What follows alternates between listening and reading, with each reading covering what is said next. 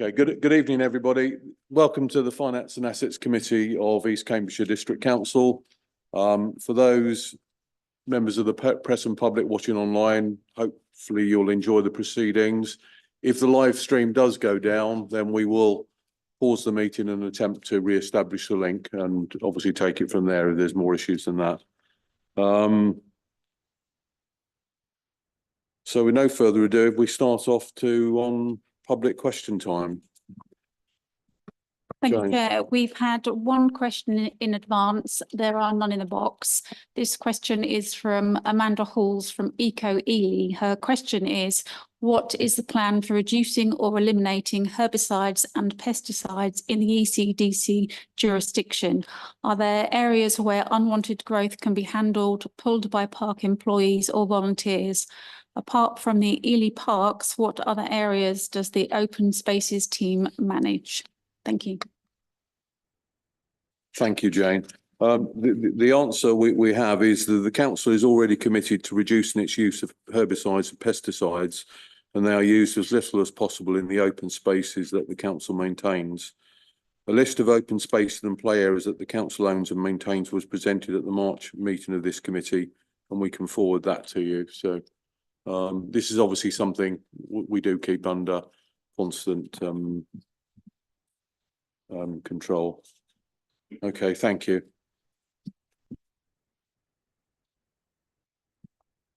Item 2 is apologies and substitutions. Thank you, Chair. We've had apologies from Councillor Mary Wade, but Councillor Christine Colbert is substituting in her place. Welcome. Item 3 is declarations of interest. Are there any declarations of interest from members? No, I'm seeing none. In which case, item 4 is the minutes of the meeting on the 27th of March. Are members happy with those minutes? Councillor Christine Whelan. On agenda item 4 on the assets in Ely page 5 of your pack, or page 9 of your pack, sorry. My name is spelt wrong. It's not 2 E's, it's 1 E. Apologies for that, Councillor Whelan. Yeah. With that alteration, is everybody happy with the minutes? I'm taking that as agreed.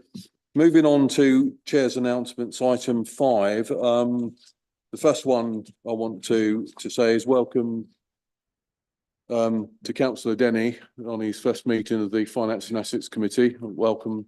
Hopefully you will enjoy the meeting. And the second item I've got is last week the council launched a consultation asking residents, businesses and other stakeholders for their views on the future of local government, following the government announcement that the current district, county and city councils will be replaced with single tier councils. More information and a link to the surveys is available on the Have Your Say on the Future of Local Councils page of the ECDC website. That survey closes at midnight on the 20th of July 2025. So I encourage any member of the public to make their views known. Thank you.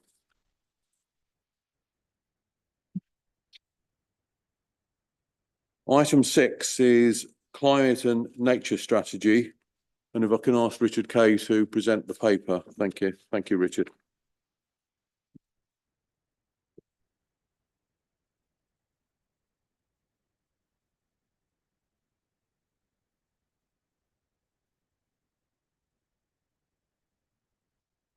Right, thank you. That got to me quick. Yes, good afternoon, everyone. I know most of you know who I am, but for those not familiar, I'm Richard Kay. I'm the Climate Change and Natural Environment Manager, and I'm here for what is now the 5th year running to give you my annual update on all things climate and nature here in East Cambridgeshire. So in summary, the papers presented to you today have a look back over the last 12 months, and then have a look forward to what we hope to achieve in the coming 12 months. There's also a very specific recommendation in the item as well, which refers to fees and charges, and I'll come on to that at the end of my introduction just to explain that a little bit. So looking back first, and I couldn't help when I was writing the agenda item and the reports, I couldn't help thinking to myself that the last year has been a bit of it was the best of times and it was the worst of times. It was sort of age of wisdom, the age of foolishness, spring of hope, and the winter of despair.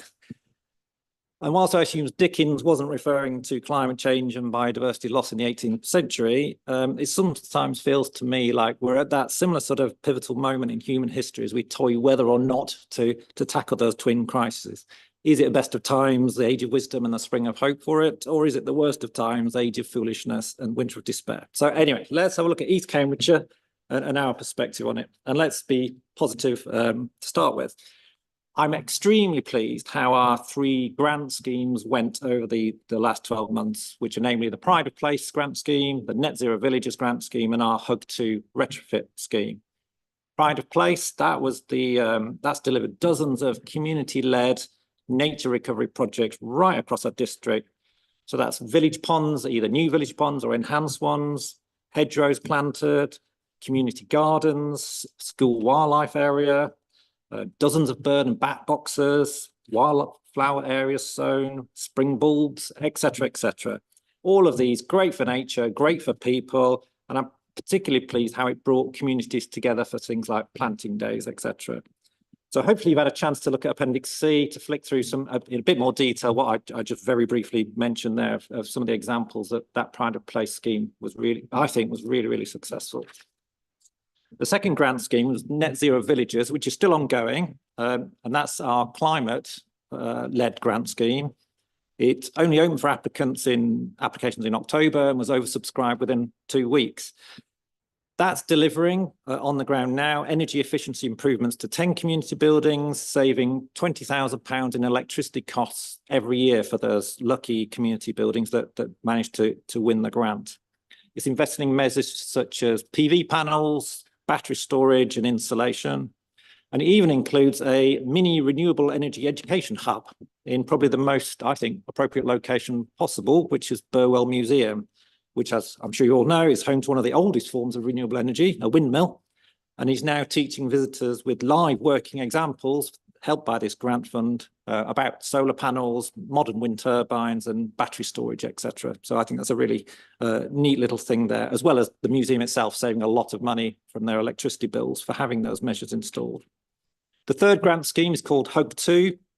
This is a grant scheme to deliver 100% grants for energy efficiency measures on domestic homes for our more vulnerable households.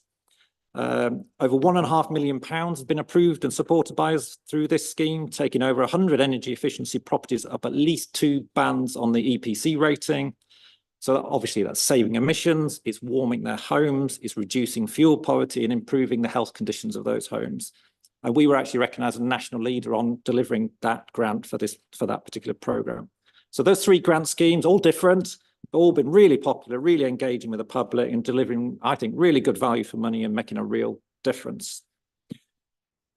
Away from those grants, I'm really pleased to report on other positive activities of the year, perhaps less glamorous than grant schemes, but I was really delighted that around 2/3 of East Cam's staff took the fully accredited carbon literacy training course in the past 12 months or so.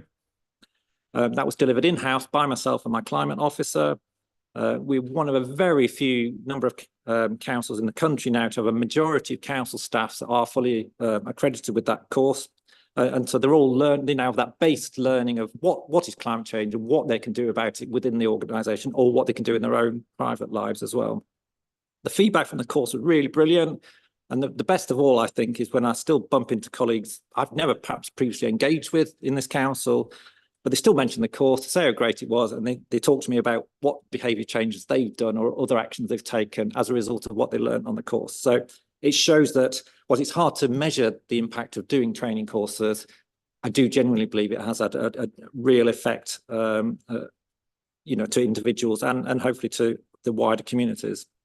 Other notable positive things to report, we transitioned to HVO fuel this year, and that should hopefully make a really big difference on our carbon footprinting when we next get the reporting figures through. We recently turned on the solar panels on the Hive. That's covering a large proportion of the Hive swimming pool roof now have solar panels generating electricity. We've operated a really successful biodiversity net gain service in the for the 12 months it's now been operating, including supporting setting up 2 habitat banks. Most districts in the country don't have one at all, so to have 2 is really brilliant. And some of you might remember we were a national first. We adopted a supplementary planning document on hedgehog recovery as well. So, arguably best of times and real good grounds for a spring of hope there. But we do have to be honest, not everything went perfectly. And we didn't make as much progress on some things that we perhaps would like to. So a number of our top 20 actions, as I set out in the report, we didn't complete. We're going to try and squeeze them in this year if we possibly can. It's always challenging to do so. Our latest carbon footprint reporting numbers is showing that the council is struggling to meaningfully decline those numbers. But having said that, as I mentioned a minute ago, the HVO switch should have a dramatic effect on that when we get our next set of results in the coming 12 months. We did lose our climate change officer in the autumn, and that really did have a significant impact on delivery over the winter. I'm pleased to report we have now filled that vacancy, and it's actually better than that we've now also recruited a second ecologist to help us with boosting our Bring Back Nature efforts. So whilst it was somewhat winter of despair when my staff levels were so depleted briefly, I'm now in the spring of hope that we have not only an increased team, but a fully in place team. So that's great. Turning to the coming year, we've put together a new package of top 20 actions, which hopefully you are supportive of. Again, there's a mixture of climate ones in there, Bring Back Nature related ones. And you also see a number of water related ones. How we use, store and save water has considerable impact across both climate emissions and the natural environment. And it also has significant potential for, I think, 5-figure financial savings to the council. Because it's always worth remembering, doing the right thing for nature or doing the right thing for the climate doesn't always cost money. It can actually save you a lot of money. And being a Yorkshireman myself, you can rest assured I only spend money on where I think it genuinely drives value for money and savings and is really worth doing. Which brings me to my last point. I do believe, and I'm sure it's common acceptance that this council and the whole of the government, national government machine, we can't spend our way to net zero emissions ourselves. We have to help people achieve it themselves. We have to get the commercial sector to see it as a commercially attractive option as well. One way we can do this as a council is by supporting our residents to achieve high quality energy efficiency retrofit via private sector led grant schemes that are available. We don't have to give this support, but we presently do, and we have done for a couple of years now, with what is known as EcoFlex scheme. Without our support, that scheme does not exist in East Cambs. It's as simple as that. But by supporting it, it means more of our residents can access grants to deliver energy efficiency measures on their homes via private contractors. We want to, over this coming year, expand our support for this. But the problem is we don't get any recompense for doing it. So it costs us time and money supporting residents working with contractors. So we've had a discussion with our trusted contractors and we've agreed that £100 charge will be paid by each contractor for each assistance and referral that we give and the support we give. With such a fee, the contractor agreeing they must not pass on to the customer to pay. The contractors are happy with this because they get more work. Residents are obviously happy because more of them are now eligible for the grants that they can access through that private scheme. We should be happy because we then get to cover our costs. As it is a new charge, though, this committee needs to give its consent before we can introduce that charge. So a recommendation is put to you to that effect.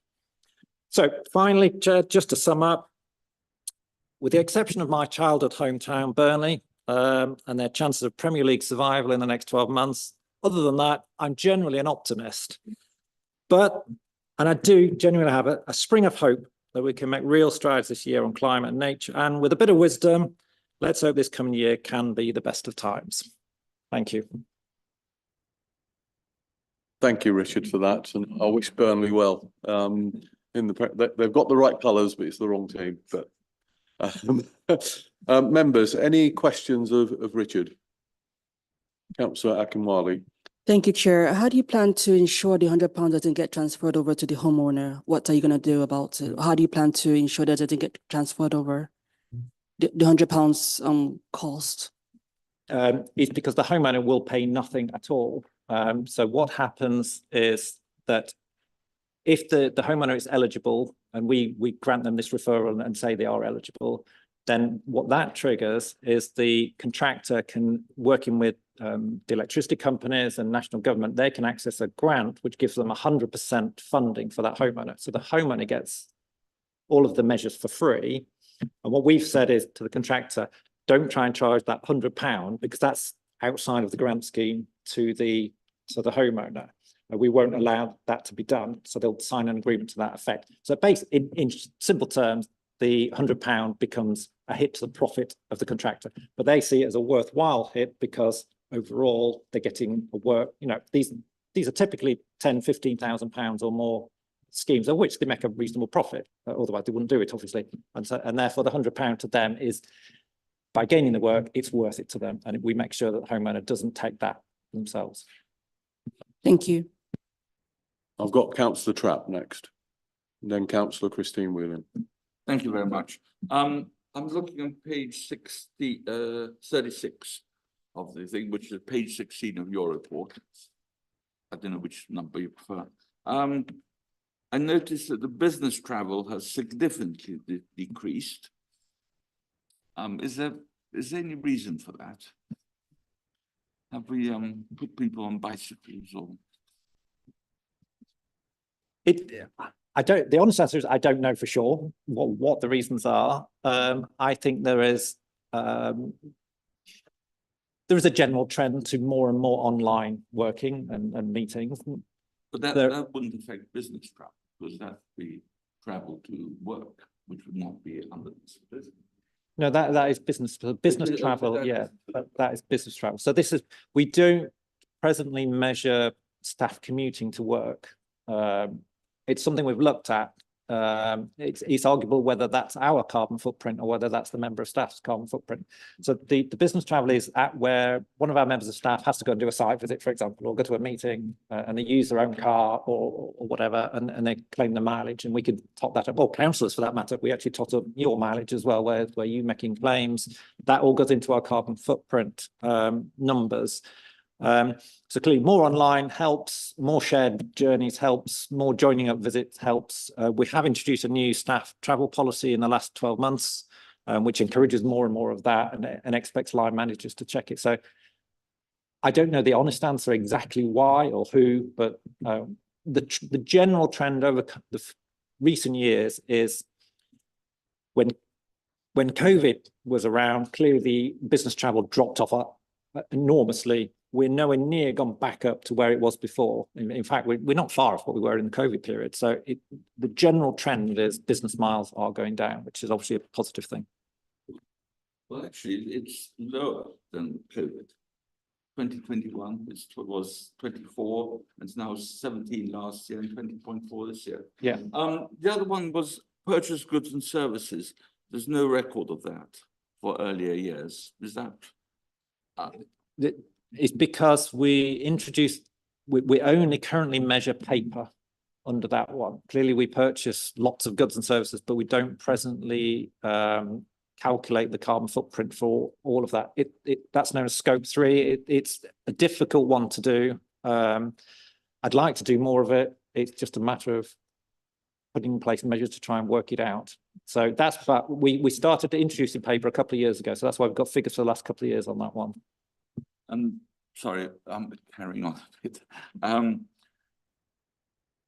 I mean, under local government reorganization, it looks like this office will close probably.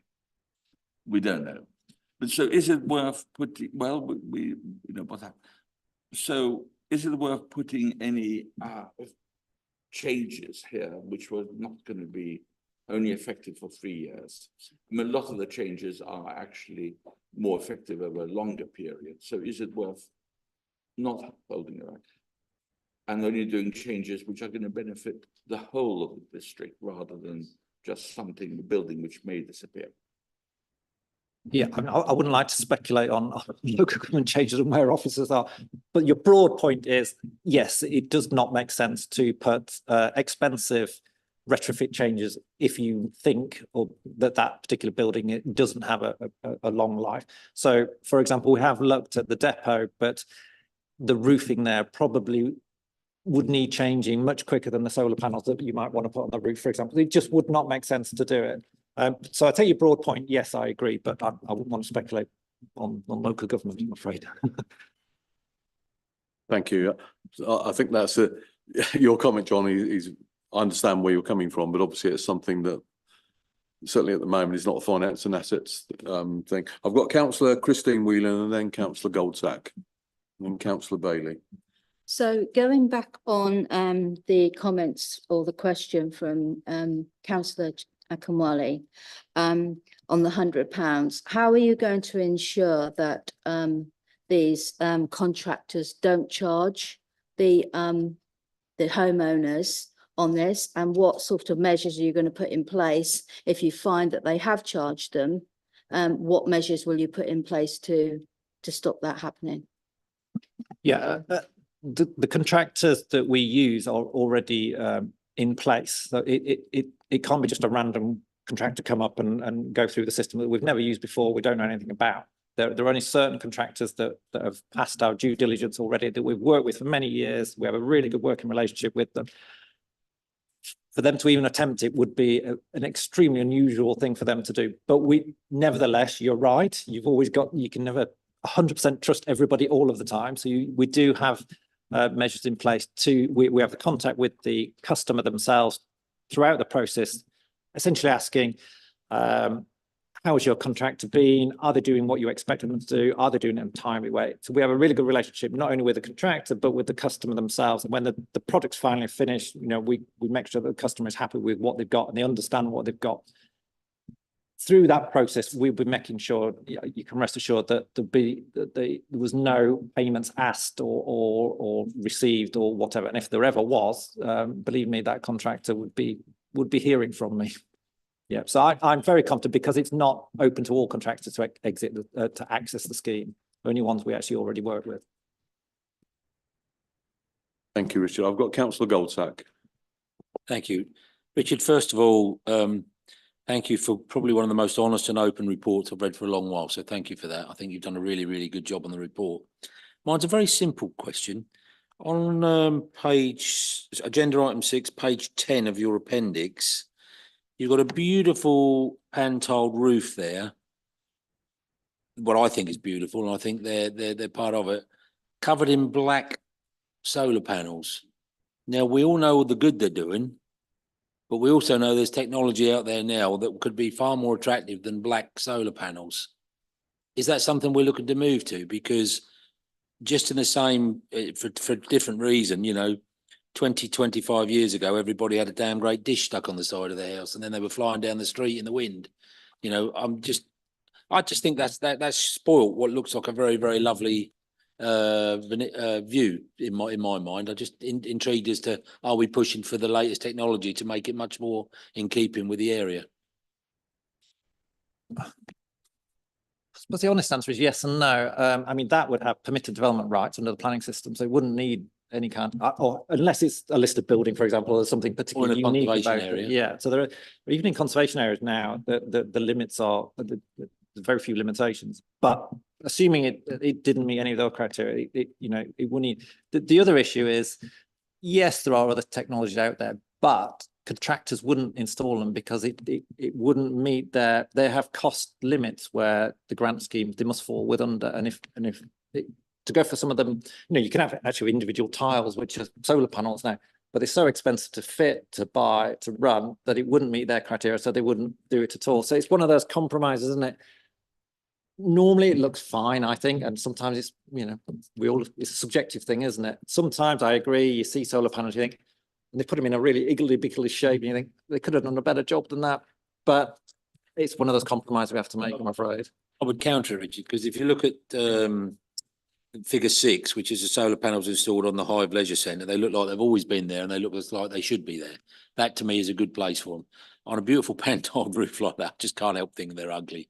I know they're doing a good job and they're doing it serving a purpose, but I like to think that we're making strides to go in a more aesthetically pleasing direction. If you're saying it's something we're looking at but cost prohibitive, I can accept that, but I just want to move in the right direction. Thank you. Thank you, councillor Goldsack. I've got councillor Bailey. Hello, Richard. Thank you. Can you just remind us of the way that East Cambs District Council calculates our emissions? And I know that we do it in a very pure way and we don't include kind of offsetting compared with other councils in the area who are doing it differently, because sometimes we're not comparing apples with apples, I believe. Can you just remind us of the explanation of that and whether any other councils have changed their method of calculation? The two key points I would make. First key point is in doing our calculations, we follow internationally agreed methods. So this is not like a made up method from myself or whatever. These are internationally agreed ways of how you calculate it, how you convert fuel use into emissions, etc. So it's all a recognised way of doing it.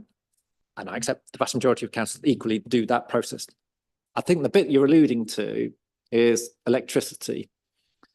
Now, what we do have a renewable energy tariff for the vast majority of our electricity use, as do many other councils. Now, however, in reporting the emissions from that electricity use, we still base it on the conversion rate of electricity in the national grid, because the national grid is, roughly speaking, it's half renewables, half not, or depending on the time of day, etc. It obviously varies considerably.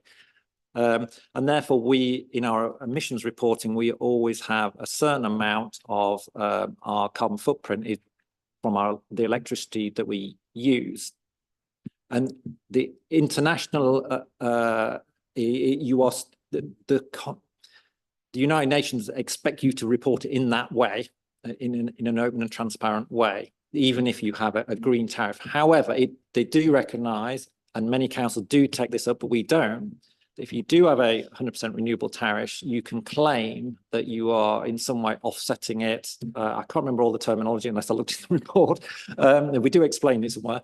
And therefore, you are therefore claiming that all your electricity use is 100% emission free. And quite simply, that's not true, because you're still using the national grid like everybody else. Roughly 50% of your electricity will still have emissions that you're using. So I believe, and internationally, it's the recognised way of doing it is the way we report it. And I know you asked me the question at the end: have the other councils changed? I don't know. I haven't looked at them in the last few months where they have, but I know, as you said, most of the councils in Cambridgeshire have historically reported it on the alternative way to us, which personally I think it can be misleading to do it that way, and actually gives you no incentive to reduce your electricity use, because you're claiming you're not got any emissions whatsoever from your electricity, which makes no sense to me to do it that way. Yeah, so ours is more realistic picture of what's actually happening. Thank you, that's helpful. Okay, thank you, Richard. Councillor, I'm seeing no more hands, in which case we go on to the debate. But before we do that, if we go to 2.0 recommendations, that 2.1 we're being asked to note the report, and 2.2 is to approve the climate and nature top 20 actions for 25-26, and then 2.3 is to approve the fee of £100 for the EcoFlex 4. I'm happy to propose that from the chair. Do I have a second? I'm happy to second, Chair. Thank you. We're on to the debate, members. Any members wishing to speak? Councillor Colbert.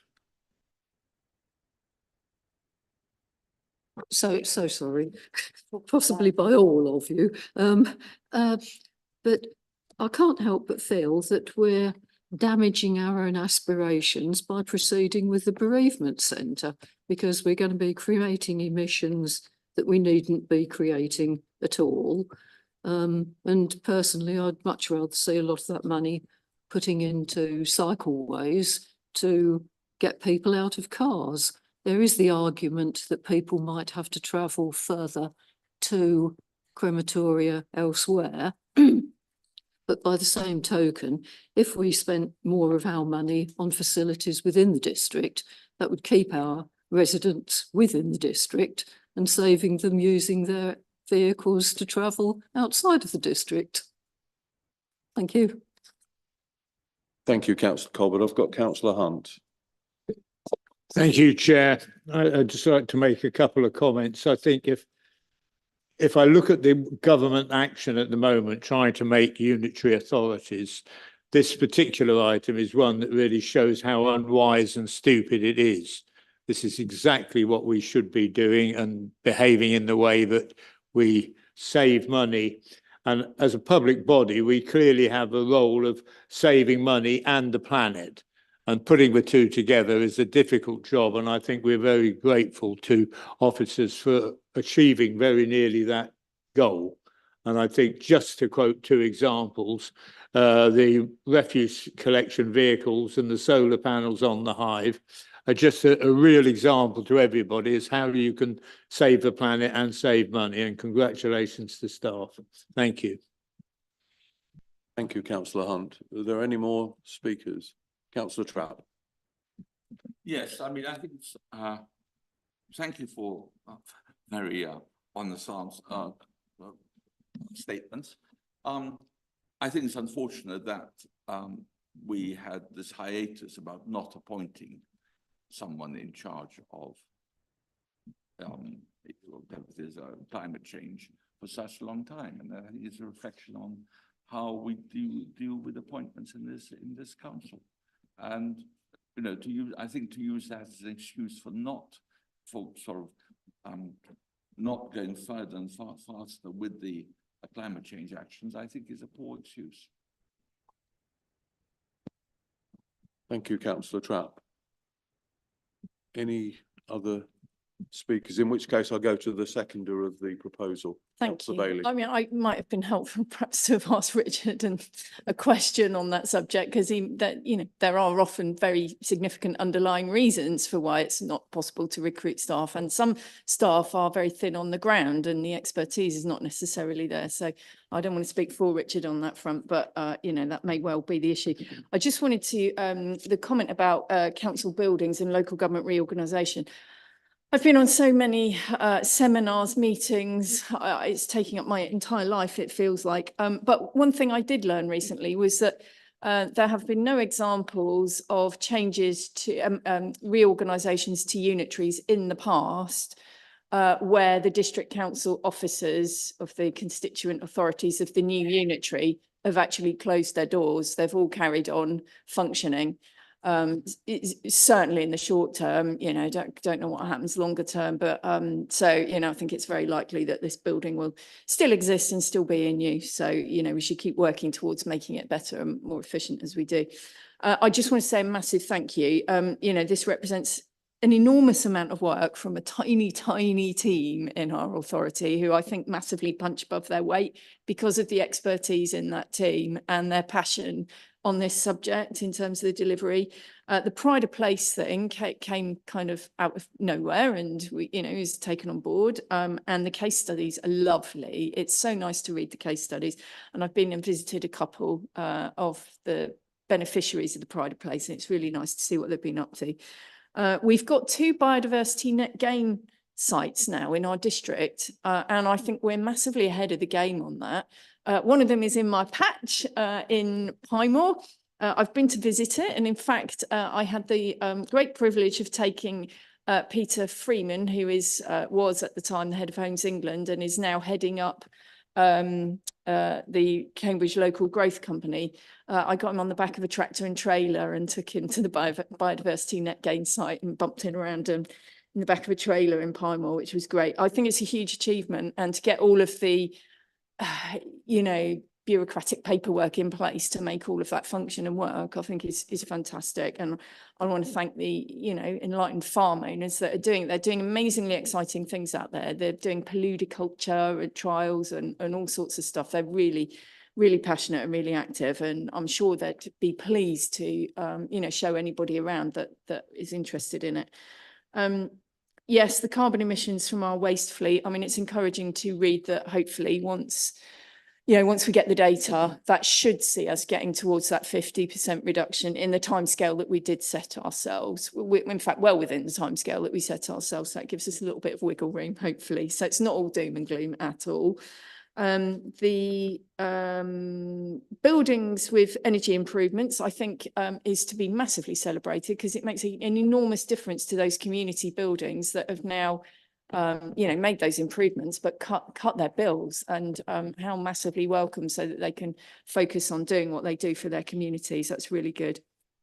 In terms of the bereavement centre, you know, we've got to go all out to get those solar panels onto the roof of the bereavement centre, so that it can do what we always planned, which is generate, I think it was capable of generating without a massive upgrade to the electrical infrastructure there.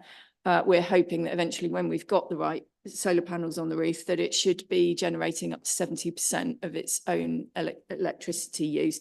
So we will keep pursuing that, and we will get there. We will get there eventually, and that will, you know, do a lot of the improvement that we always wanted to.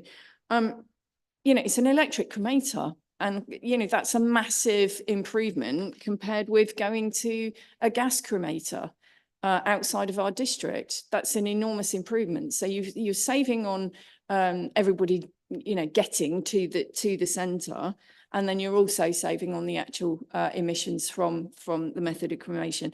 And of course, there are other types of burial services there as well. So, you know, I don't think it's the doom and gloom picture that Councillor Colbert, I know she isn't a fan of it, and she has a different view on what to spend the money on, and that's I respect her view on that. Of course, we are, and we're getting onto it later, we are putting money, and we have been putting money into trying to win some new cycle routes in our area. They are not for us to deliver directly, but we have done more than any other district council in Cambridgeshire in trying to further our own cause on that subject, and we're going to talk about that later.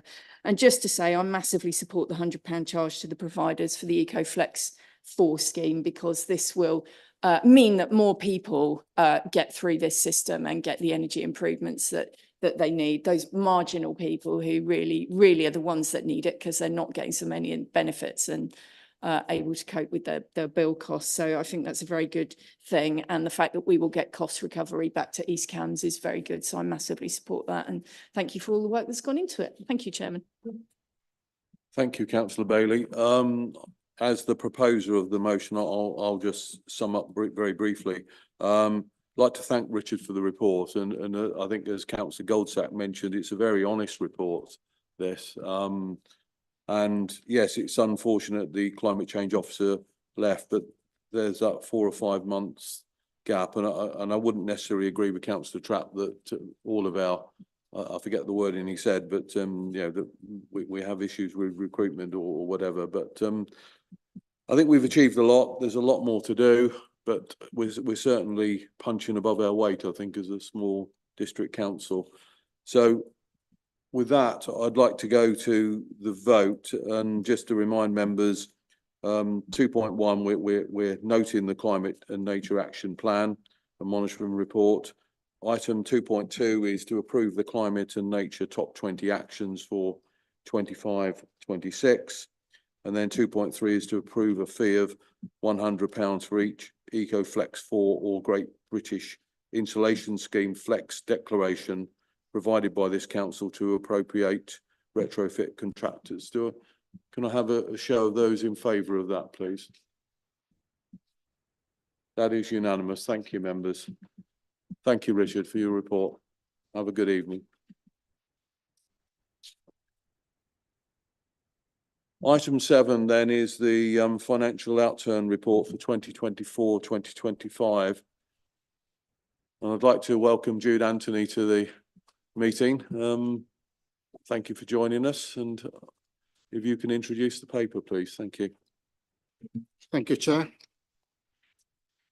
For the year 24-25, the council underspent by 2.6 million, when compared to the approved revenue budget. The end of the year, the council was able to receive higher return for its surplus cash investments due to interest rates remain high for longer than predicted. Another contributor is the business rates received are higher than budgeted for. When the budget was prepared, prudent assumptions were made for the business rate due to uncertainty around business rate receipts. Further to this, there is a 4.1 million underspent on capital budget due to project slippages. Members are asked to approve the carry forward of the funds as detailed in Appendix 3. Thank you. Okay, thank you, Jude. Members, do I have any questions? Councillor Goldsack. Thank you. It's one of understanding. I don't understand it, so I'm hoping you can help me better. On page 3, parking of vehicles, you have a negative 47,049. The narrative says there are savings in staff costs due to vacancies within the team and general rate. I just don't understand this line. Can you explain it to me, please?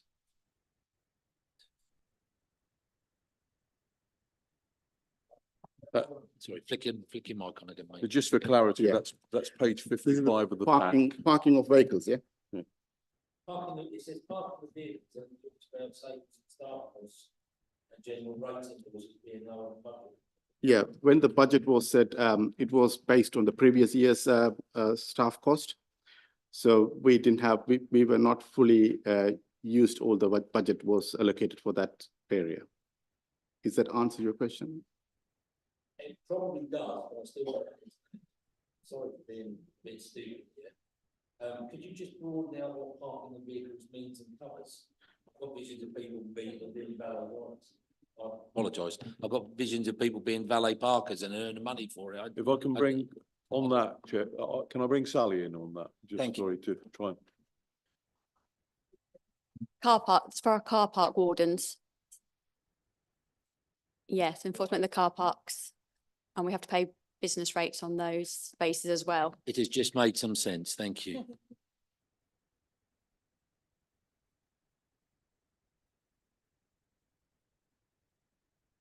Okay, so that clear, members, it's for the car park wardens and as Sally says, we pay business rates on those sites. Okay, any other questions?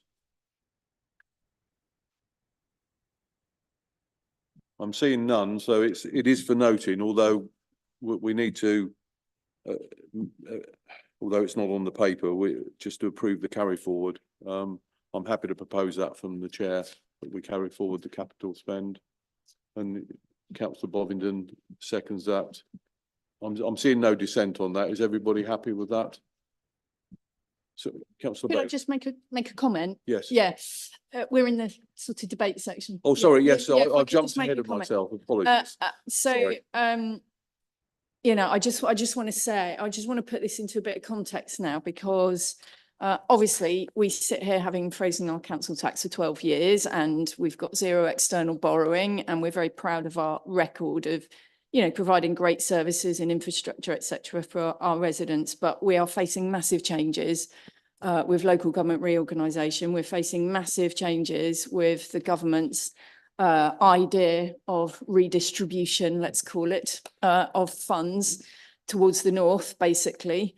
And I can only describe it as penalising councils that have run efficiently and frozen council tax, and that's what it is, I'm afraid.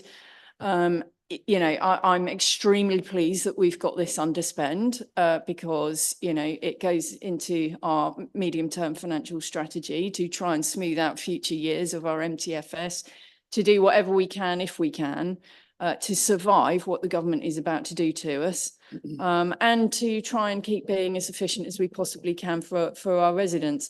But there are major changes coming. So, you know, the government consultation on the fair funding stuff that is out now, you know, live now, make major changes to recognise, well, to give more money to areas of deprivation and population, which basically means, frankly, councils that have been putting up their council tax for years on end and resetting the baseline for business rates in full, I think, in 26-27. That's what they're talking about doing, scrapping the new homes bonus, consolidating grant pots, etc. So we have no idea yet of the quantum of, you know, the size of what this is going to do to a small, what we are a small council. So, you know, this could have quite a big change. They're talking about providing transitional funding, but in my experience, that never quite stacks up to what you're losing, but we'll see.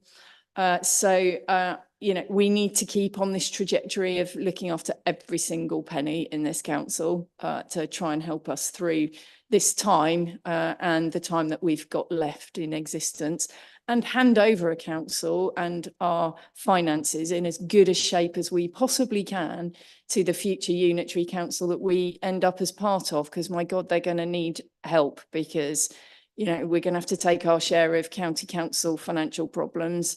And potentially we take a share of the Peterborough council problems. I mean, all of that is to be argued out, but you know, it is going to impact our residents. There is absolutely no doubt about it. So thank you to staff across the whole council, because it is the culture of this council to be careful with money and to save money and to be cautious about it, and not just spend it because we can and because we've got it. And we need to keep on with that for sure, because there is nasty stuff coming. Thank you, Chair. Thank you, Councillor Bailey. Yeah, thank you for pulling me back, because I jumped ahead to the vote rather than without the debate. I've got Councillor Bill Hunt. Thank you very much, Chair. I would really want to add a little to what Councillor Bailey has to say. There are a few members of this council who actually think having an underspend is a bad thing on an annual budget. Personally, I think it's a very, very good thing, because if it comes at the result that we end up with not putting up our council tax for 12 years, and we have also no increases at all, and we have free car parking, if we do all those things and underspend, I think it's good housekeeping. It's the way we should run a business, and it is a business. And if we can give the services that we do and underspend at the same time, I think it's every credit to the officers of this council, and we should say thank you. Thank you. Thank you, Councillor Hunt. Councillor Colbert and then Councillor Alison Whelan. Sorry, it's a question. I knew I'd got something and I couldn't find okay. Yeah, sorry, just page 59, please. The second item on the list. What does award ditches mean?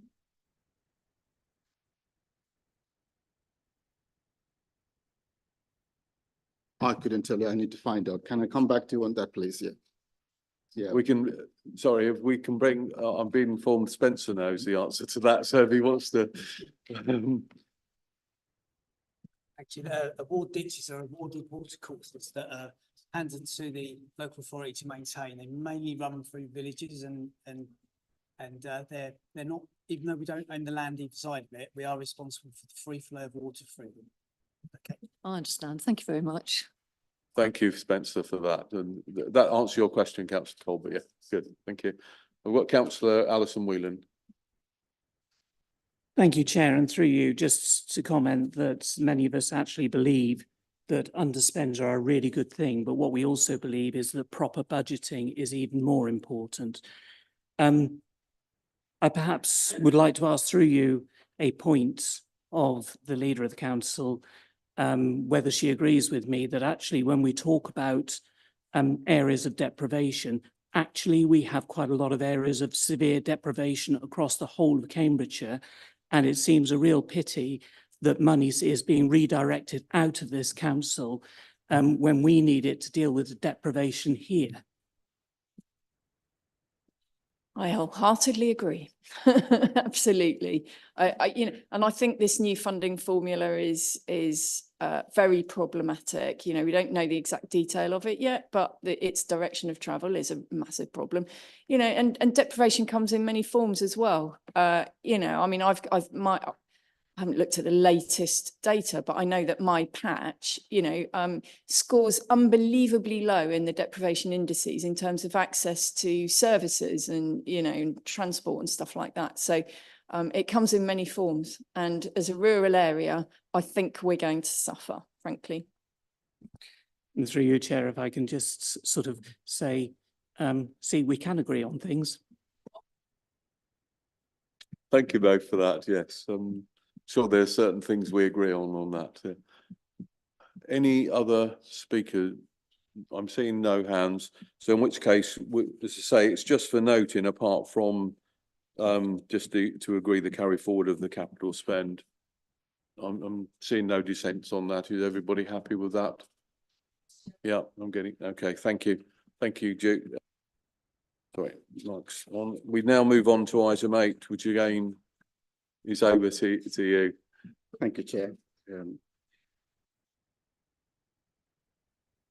As explained earlier, the council's surplus cash were invested throughout the year, which generated an interest income of 1.9 million during 24-25, sorry.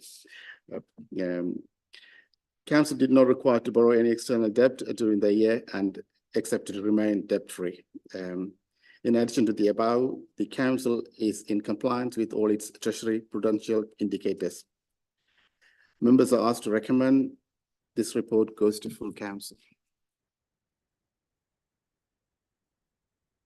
Thank you. Okay. Thank you, Jude. Yes, as you say, we're being asked to recommend this to full council. Are there any questions? No, I'm seeing none. Oh, sorry, Councillor Alison Whelan. Yeah. Just a sort of fairly simple one following on really from the climate and nature strategy we've already been discussing. To what extent are we assessing the impact of the investments that we're actually holding and what their carbon footprint of those investments are? It is becoming, obviously we have the TCFD reporting now in place for most companies. So a lot of that information is available where, where this money is being held, and are we actually measuring that?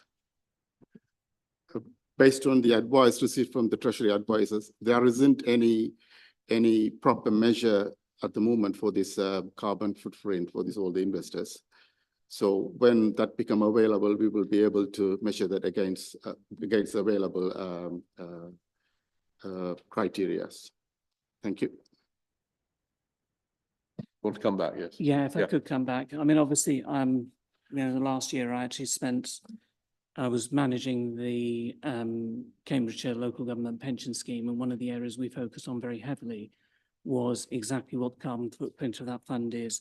And there are now quite a lot of measures around that are actually looking at the impact of exactly what the cost is, the carbon cost is of where we are measuring. So I would urge looking at that, because I think it is relevant to get that reported back as well. And it may well be that that has actually changed quite dramatically over the last few years and may even actually help in terms of reporting the impact of the council.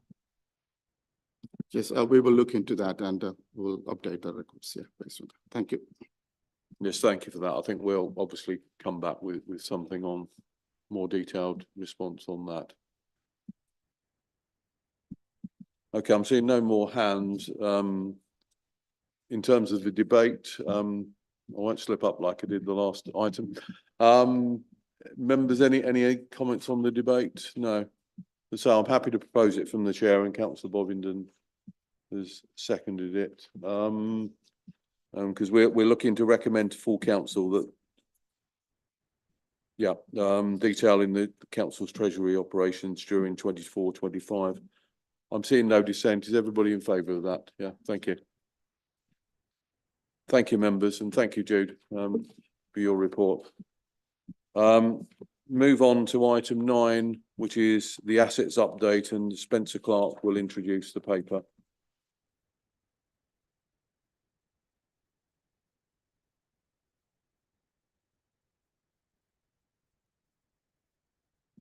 Thank you, Chair. Right, just a quick update little bit more meat on the bones from the report, really. So you may notice in the tracker that the secondary glazing for 70 Market Street was completed. Tenants really pleased with this, not only that it will help going forward with their keeping their costs down, and it's also reduced noise from Market Street, but also recently they've had a second smash of their front window, and of course this helps now with their security and also helped with the clean-up operation that they had to go through as well. It's quite sad. It's been reported as a hate crime, and we're working with them as well as other agencies to make sure that we'll see what we can do going forward. Also, this won't actually show up in the report because it doesn't come under the spend on asset, but it is to do with the assets. We've been doing quite a lot of reconfiguration of some of the offices here to actually we've got some expanding departments, so we're having to actually squeeze more people in the building. We're also taking this opportunity with the rework to rewire some of the IT, upgrade some of the IT wiring throughout some of these offices as well. So that's been going on quite a lot, and we've still got more to do on that one. Moving forward onto the toilet refurbishment programme, we've gone out for expressive interest for some works on Palace Green toilets. We've got at least 3 local companies that have expressed an interest. I'll be meeting with them next week and the week after to go through our opportunities for that, what we can do, and also been working with Richard Kay and his team to look at the, I'm calling it econess of the toilets. We're going to see what savings we can do and the heating of the water, see if we can look at that as well at the same time as we're doing the refurbishment.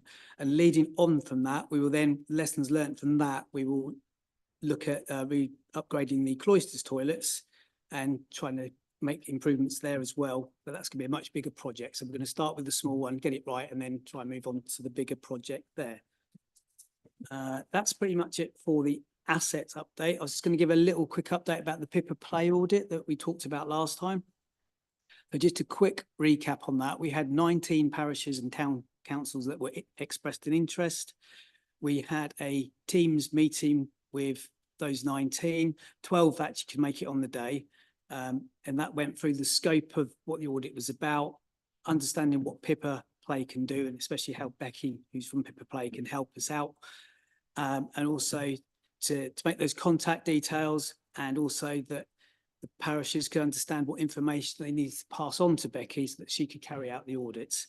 So today we've got 4 completed audits for 4 parishes. We've got others still actually ongoing because there's lots of to and fro. And so the communication between the parishes and Becky is ongoing. There's emails, phone calls and Teams meetings on an individual basis, and that's working really well.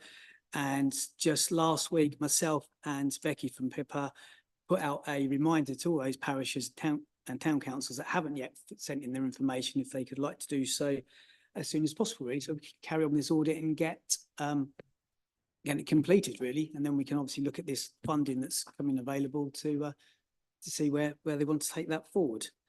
That's my update, Chair, but happy to take any questions. Thank you, Spencer. I've got Councillor Akinwale and then Councillor Christine Whelan. Thank you, Chair. Could you confirm when the audit for district council-owned play areas will commence? Sorry, for the actual East Cambs. Yeah. I held back because we've got lots of playgrounds, so I held back the information given to Becky so we didn't overwhelm her. So I've now that's all put together and spoke to her this week. So I'm now going to start sending over the East Cambs playgrounds because we're going to have about the same amount as all the other parishes put together. So didn't want to overwhelm her to start with. Is that okay? A few more questions, sorry. Given that a fully inclusive playground area, it costs from between £100,000 to at least 250,000 going upwards. And recent examples, there's one in London, for instance, and there's one in Wales. One spent £156,000 on a fully inclusive play area, and another one spent £405,000 in another play area. So looking at the 102, 200, 245 amount that's given to us, is that really enough to factor in for every play area in the district?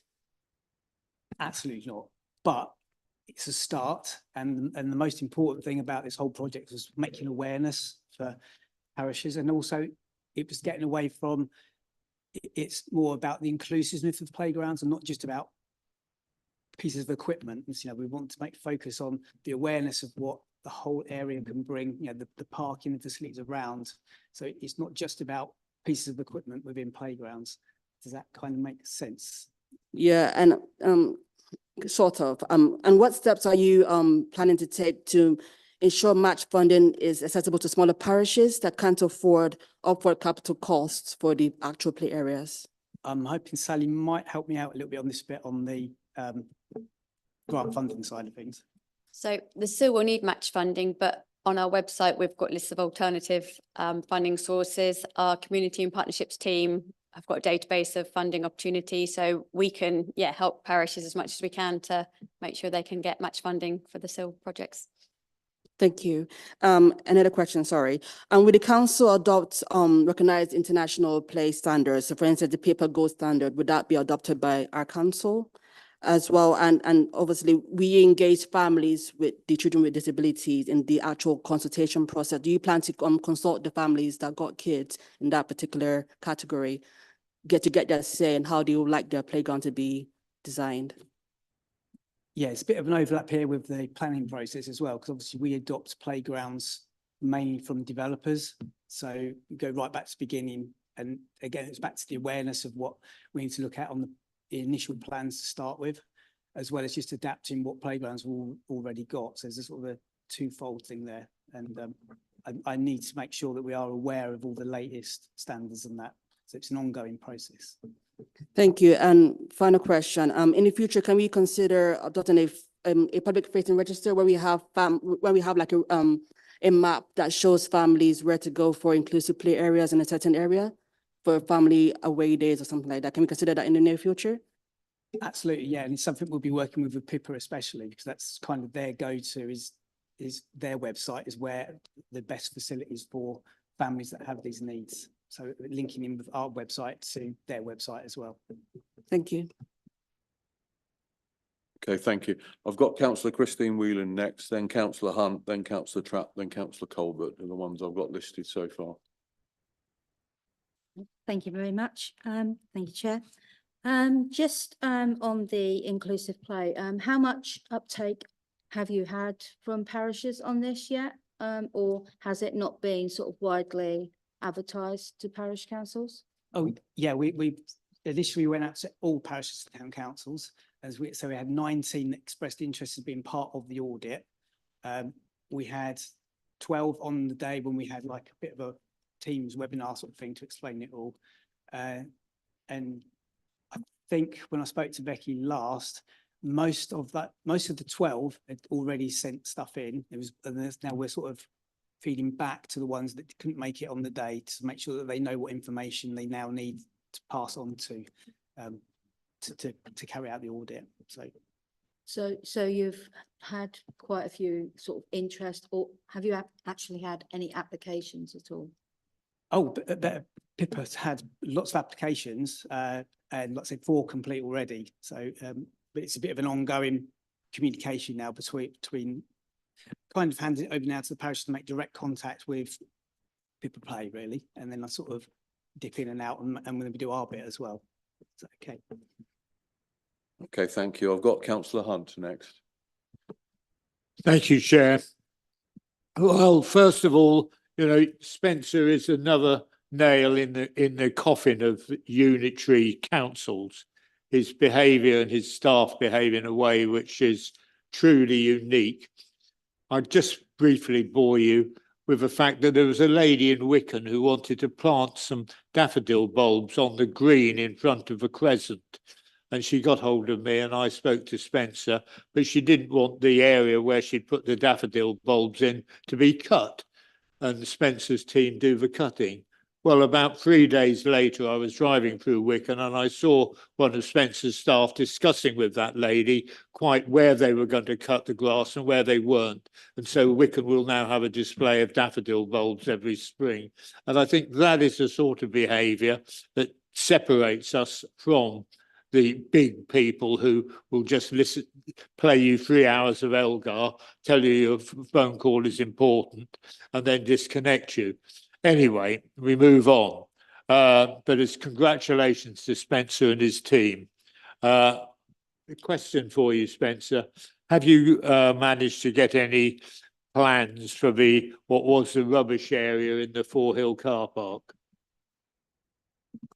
It's the area we're talking about is where we used to have the big bins for recycling clothes, and bottle bank, I think, was in there as well, which is now I think, well, it wasn't deemed to be needed in that area.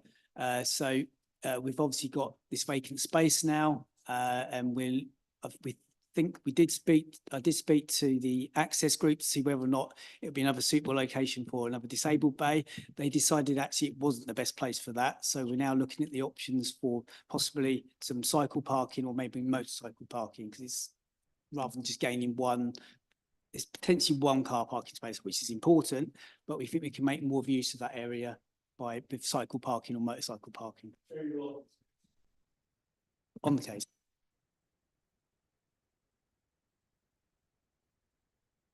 Your mic, councillor Hunt. You may be on the case where there's the new ticket machine in the car park.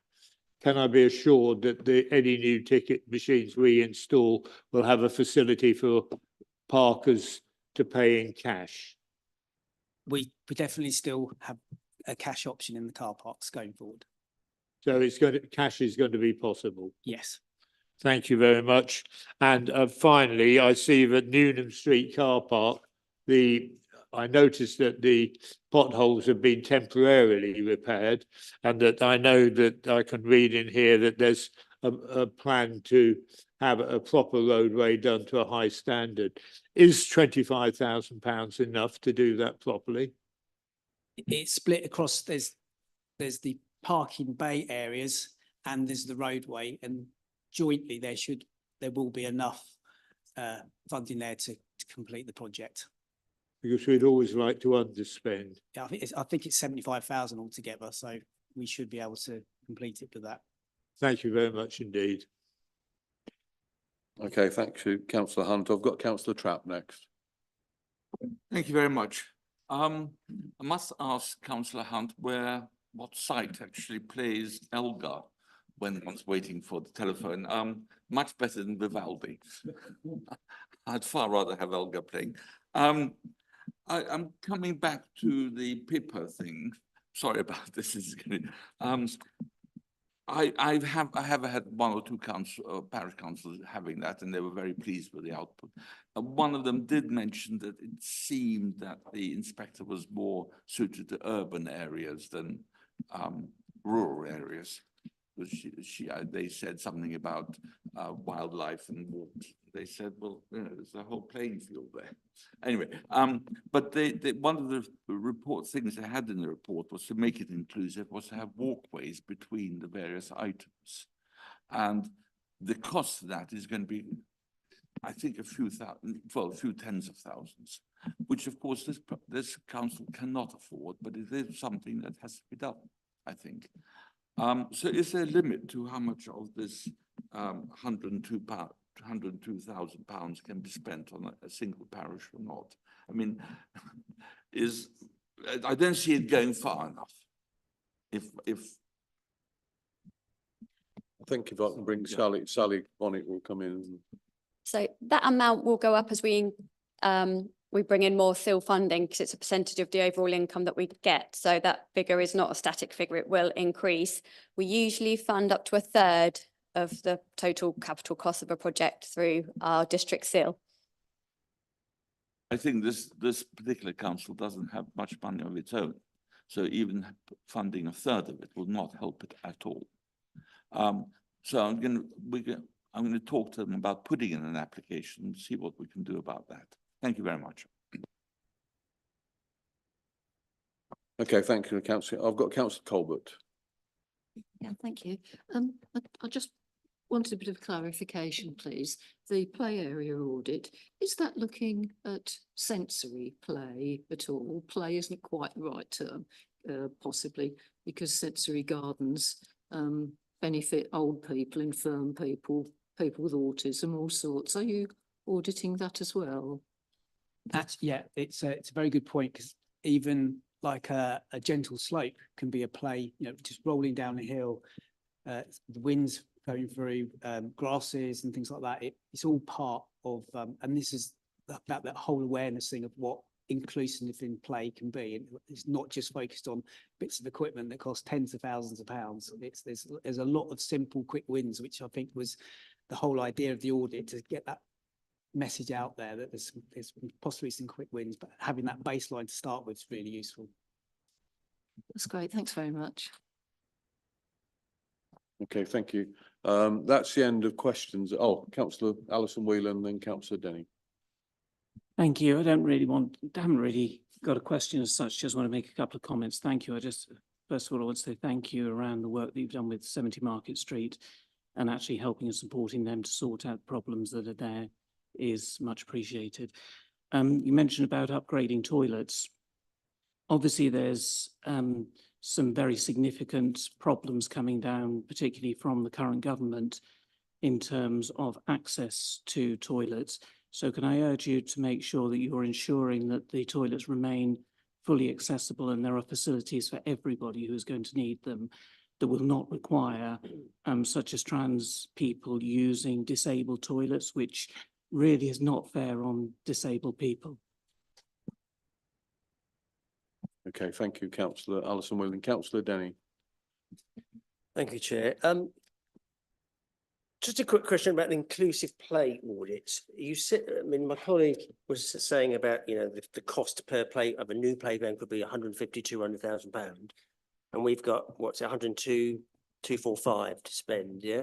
How much do you think should we be spending going forward? Because you said it wasn't enough, but it was a start. How much do you think we should be spending? I think it's a finger in the air job. I really couldn't say. I mean, we've got over 20 playgrounds ourselves, so it's just something we couldn't. I really wouldn't like to put a figure on it. Sorry. Yeah, sorry. Have we not done any audit on that? And I know we're talking about. So I'm a bit green to this, but I'm trying to get my mind around this. I know the parishes that you're asking to apply, but have we not done an audit as a whole, as a council, on these? Yeah, we're going to be part of the audit, so that will give us a baseline of what we've got, and more importantly, we need to be speaking to developers right at the early stage to make sure we get things in the planning process as well. Just to come back on that, sorry. We obviously talked earlier about underspends as a council, you know, and there's sometimes a bit of a discord between what we'd like to spend and what other people might like to spend. Does it have to be a SIL that we use for this? Again, can I refer back to Sally, please? If this, sorry, just to. That would be a decision for council when they set their budget. That's the money that we've allocated at the moment. I think that's a valid comment, valid answer, yeah. Is that, you finished? Yeah, okay, right. Councillor Bailey, yeah. I mean, I think the underspend that we were looking, well, there were capital underspends that were being reported on, but they are earmarked for certain projects. The other underspend that we were looking at was for revenue. These items are not generally coming out of revenue funding.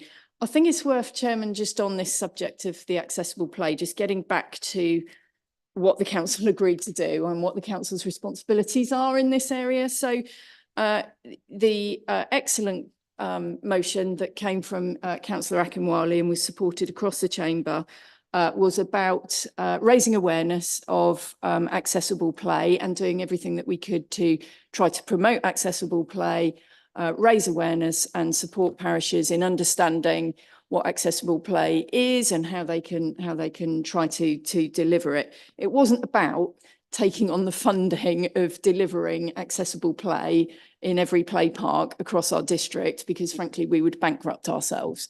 You know, it's enormously expensive. So this is about trying to improve the situation across the district over time by raising awareness, etc. I know that in my own patch, Little Downham Parish Council has just raised funds of about, I think it's 80 or 85,000 pounds to refurbish one of the play parks that they look after, including accessible play. And they've raised that money through a number of different funding streams, including a little bit of Section 106 money from here. I think as well, it's worth remembering and setting expectations around SIL funding, because parishes have their own SIL funding, of course. A meaningful proportion of all the SIL funding receipts goes to the parish councils, 15% for most parish councils, 25% where they have a neighbourhood plan in place. They are, of course, parishes are precepting authorities, and it is their responsibility to raise their own funds to deliver their own projects and assets and things that they are responsible for in their own communities. But the main thing I wanted to say about SIL is that parishes are going to, when they apply, they can only apply for match funding. It can only, they have to have match funding. It can only be for a third of their overall project. And they do need to show that, you know, it is to support the growth of their parish. So they're going to need to show that there's a deficit in the terms of the play equipment that they've got because of the growth that they've taken in the parish. And I do think that's important to set some expectations around that, because that is the way that SIL works. So, you know, I think we need to get back to the idea of this council was to, you know, promote accessible play, facilitate the audit so that we could get an understanding of what accessible play looks like across our council, and to try and support our parishes in doing everything that they can for their own responsibilities, for their own play parks, as well as a council to look at our own play parks and see what we can do, which is what's coming next in the audit, so that we didn't overwhelm the auditor, Becky. So I just think it's worth reminding ourselves of what we set out to do. And I just don't want to overstate expectations. You know, we could easily spend £10 million, I rather suspect, on accessible play. But, you know, not all of that is our responsibility. And the idea of, you know, the administration bringing forward a proposal to restructure the SIL was to try to get some actual delivery going and make it meaningful to put some meaning behind the motion, to get it really happening and really getting parishes looking for their own funds. And there are other funds out there to be had for this stuff, because I know one of my own parishes, Little Downham Parish Council, have recently been very successful in very short order, I have to say. I mean, we've got an amazing clerk there, but very quickly she managed to amalgamate the funds, which include accessible play on the refurb. Okay, thank you, Councillor Bailey. I'm not seeing any other speakers, because we've basically moved on to debate here. It's just for noting, so we've duly noted it. Yeah, thank you, and thank you, Spencer.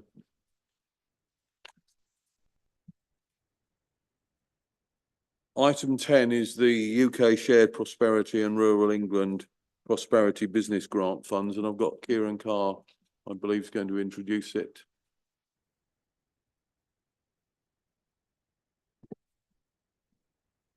Thank you, Chair. I'm asking members to approve the proposed Business Growth Fund funded by SPF and a further business grant fund, which is funded by the Rural England Prosperity Fund, as set out in the Appendix 1 that was attached to the paper.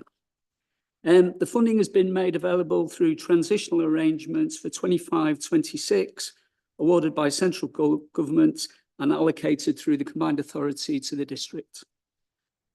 Although we've had no confirmation, it is hoped a longer programme of funding will be considered from April 2026 onwards. The two grant schemes will be similar in nature, with SPF funding split between capital and revenue, and rural funding being capital only. The total funds available across the two funds are £77,000 worth of revenue and £283,466 worth of capital.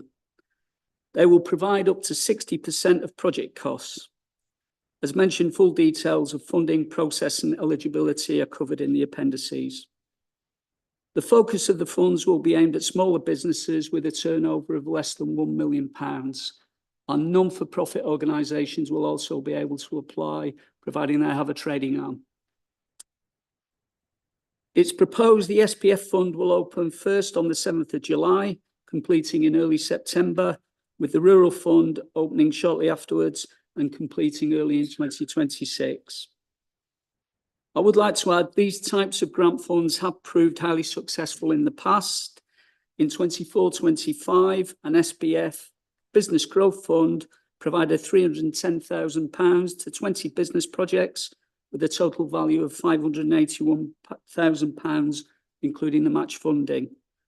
These projects have created 58 jobs, including 4 apprenticeships.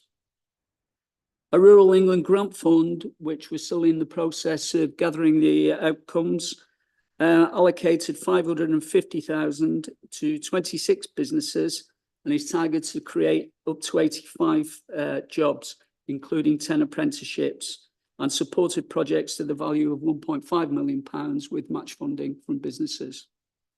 So members can see these grant schemes provide good value in terms of business support and economic value. I'm happy to take any questions and hand back to you, Chair. Thank you, Kieran. Members, any questions? Councillor Denny. Then I've got Councillor Goldsack. Thank you, Chair.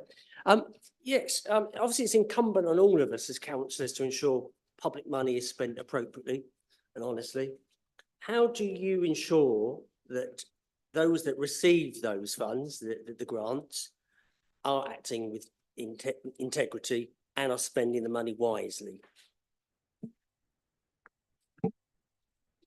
We have a thorough due diligence process through the application process. It's a 2-stage process with an expression of interest and then a full application. And at both stages, we ask for various verification documents around the business, confirmation of who they are and evidence of trading. In terms of outputs and outcomes, we also ask for verification around job creation, apprenticeship starts, and we can do site visits as well. There is guidance from the combined authority around the due diligence process, and we follow that quite thoroughly. Just a quick question. How do you do then like an after assessment of those businesses to check that they are doing it accordingly? The process is through the application process, because they're initially putting in an expression of interest before we've even invited them to then submit a full application.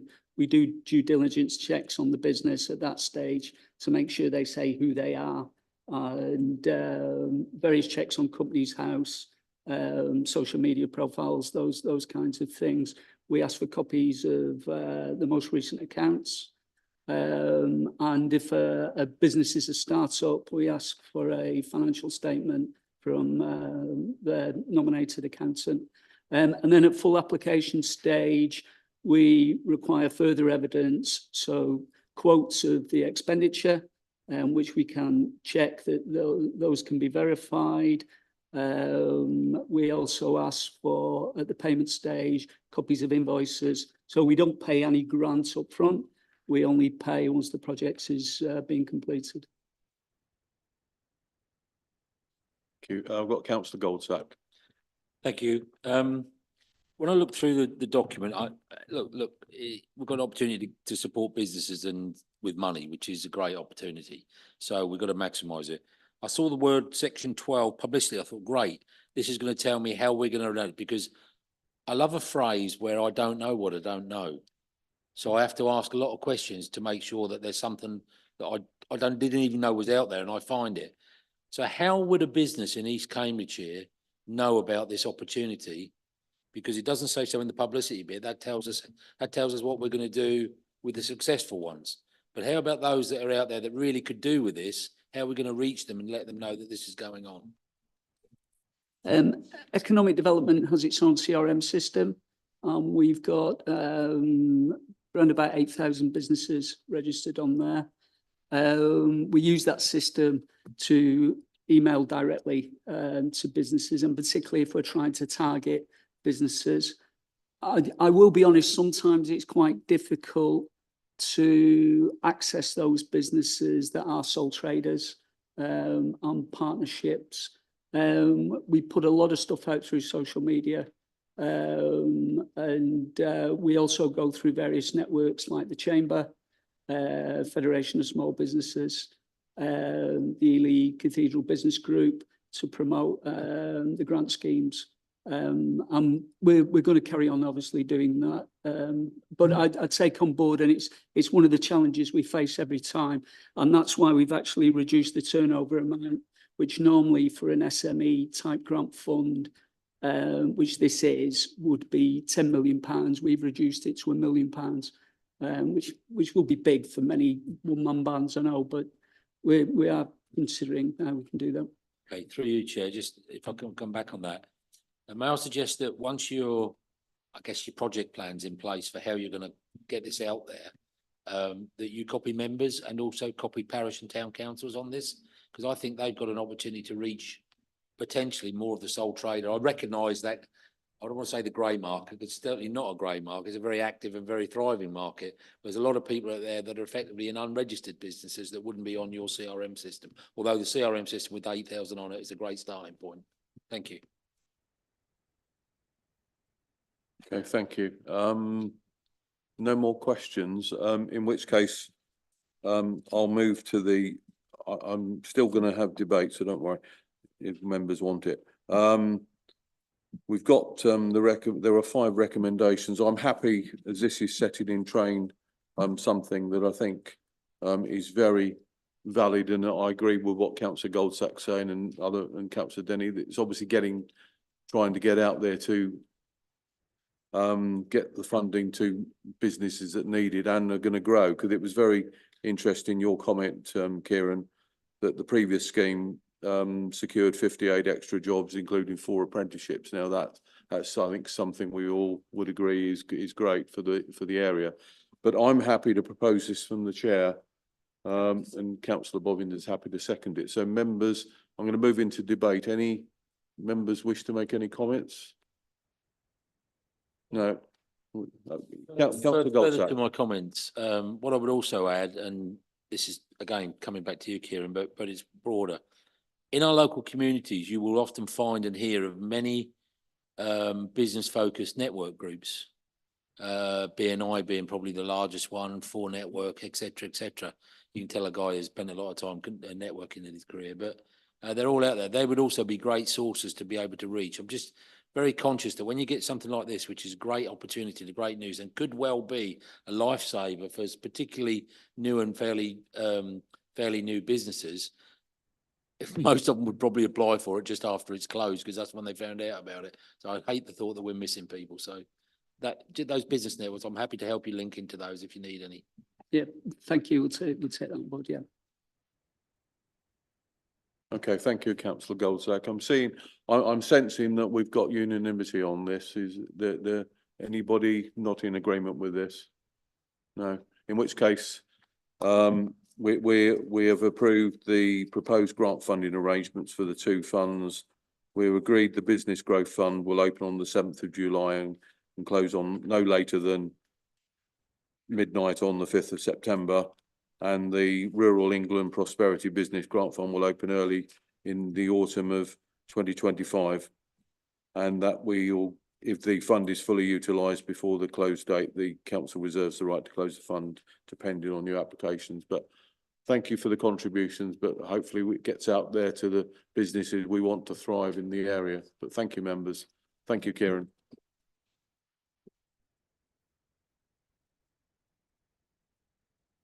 Item 11 is the Cambridgeshire and Peterborough Combined Authority Active Travel Grant, and I've got Lucy Flinton's going to introduce the paper. Welcome, Lucy. Thank you, Chair. So this report is regarding the additional funding that was awarded in March 2025 by the CPCA to enable further development of the Sustrans feasibility schemes of Ely to Soham and Burwell to Fordham, including wider links, bringing them up to preliminary design stage. In order to secure the funding, approval is being sought to enter into a grant funding agreement with the CPCA. In addition to this approval, it is preferred that Cambridgeshire County Council will lead on the delivery, given their experience of this type of project, and therefore approval to enter into grant funding agreement with the CCC to allow the transfer of funds is also being sought. ECDC will form part of the project team as project sponsors, enabling regular updates on how the project is progressing and making key decisions and monitoring financials, and regular updates can be provided as the project progresses. Thank you. Thank you, Lucy. Before I ask for any questions, on 3.1, I'm the East Cambs rep on the investment committee of the combined authority, so I was very pleased back in March when this got approved by that investment committee unanimously. So, members, any questions of Lucy? No. Okay. Members, is it Councillor Trapp? Thank you very much.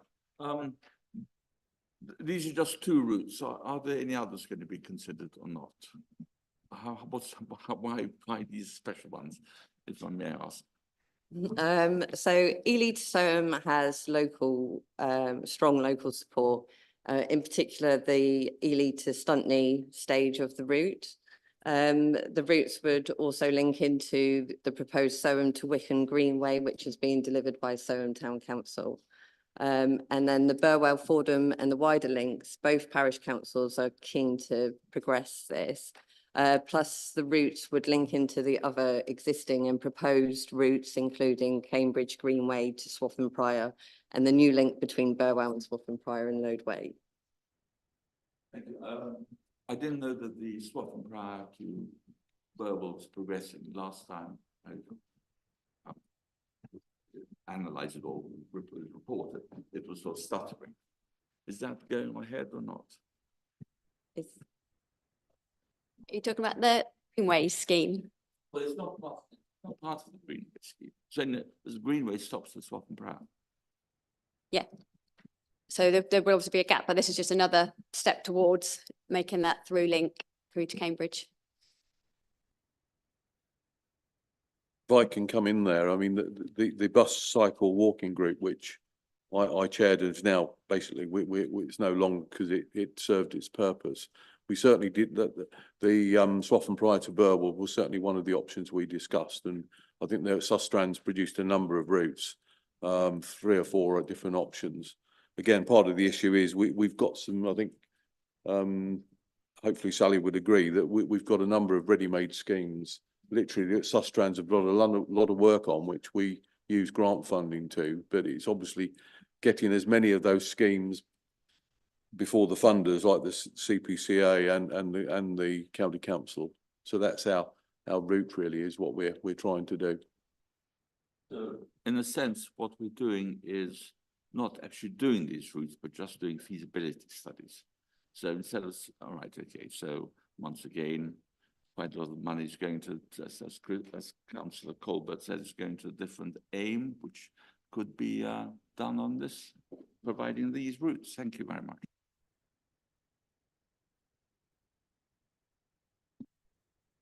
I'd just like to go back on something you said, because I don't want to get confused by it. The Ely to Stuntney link is very different to the Ely to Soham link, because the last time I looked at the Ely to Soham link, the preferential route was to go via Barway and come in the back roads and go nowhere near the A142. So if you're now telling me it's taken in Stuntney, we've taken quite a detour off of where we were.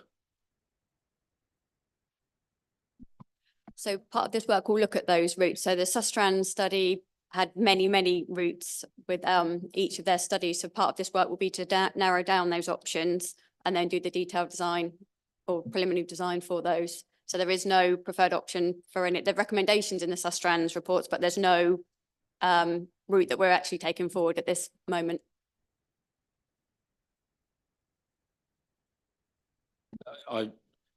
I feel that we were actively involved in the previous one. I'm not sure. Will there be a review working group on this, or you see my point? When we left there, the preferred route from Sustrans and the preferred route from Soham Town Council and other people was not to go on the A142 because of the danger to drive there. Now, we recognise there's been a development of a retail outlet and more just outside Stuntney on the Salem side of Stuntney, and obviously we want to help with access to that. However, what I heard was we're going to do the Salem to Stuntney link as part of the route. This Ely to Stuntney route as part of the route to Salem. That's a fundamental change from what was the preferred agreement in the last sus trains, as far as I'm concerned.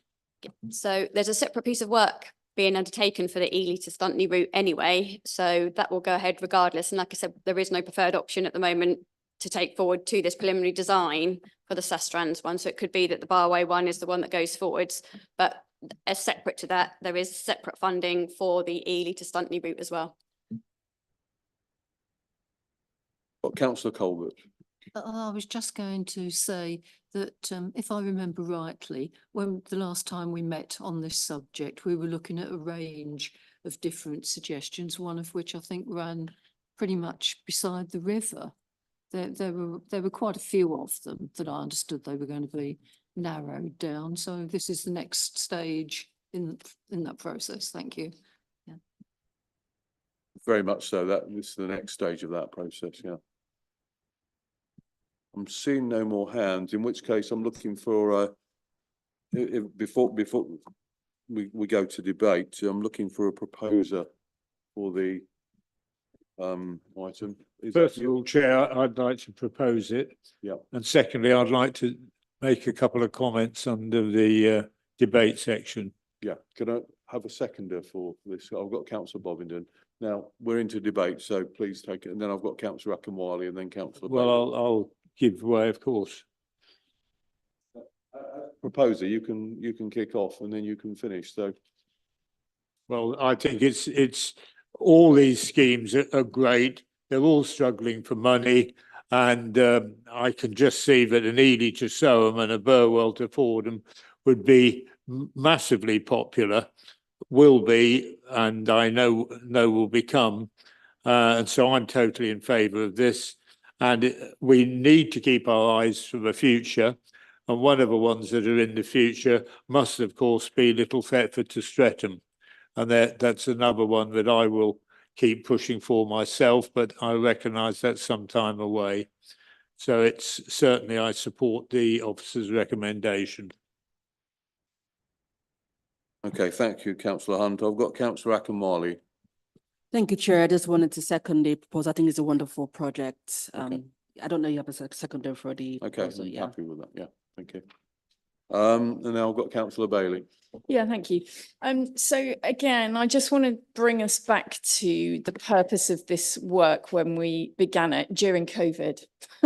So we launched our consultation and then literally everybody went into lockdown and it turned into a nightmare trying to get it dealt with.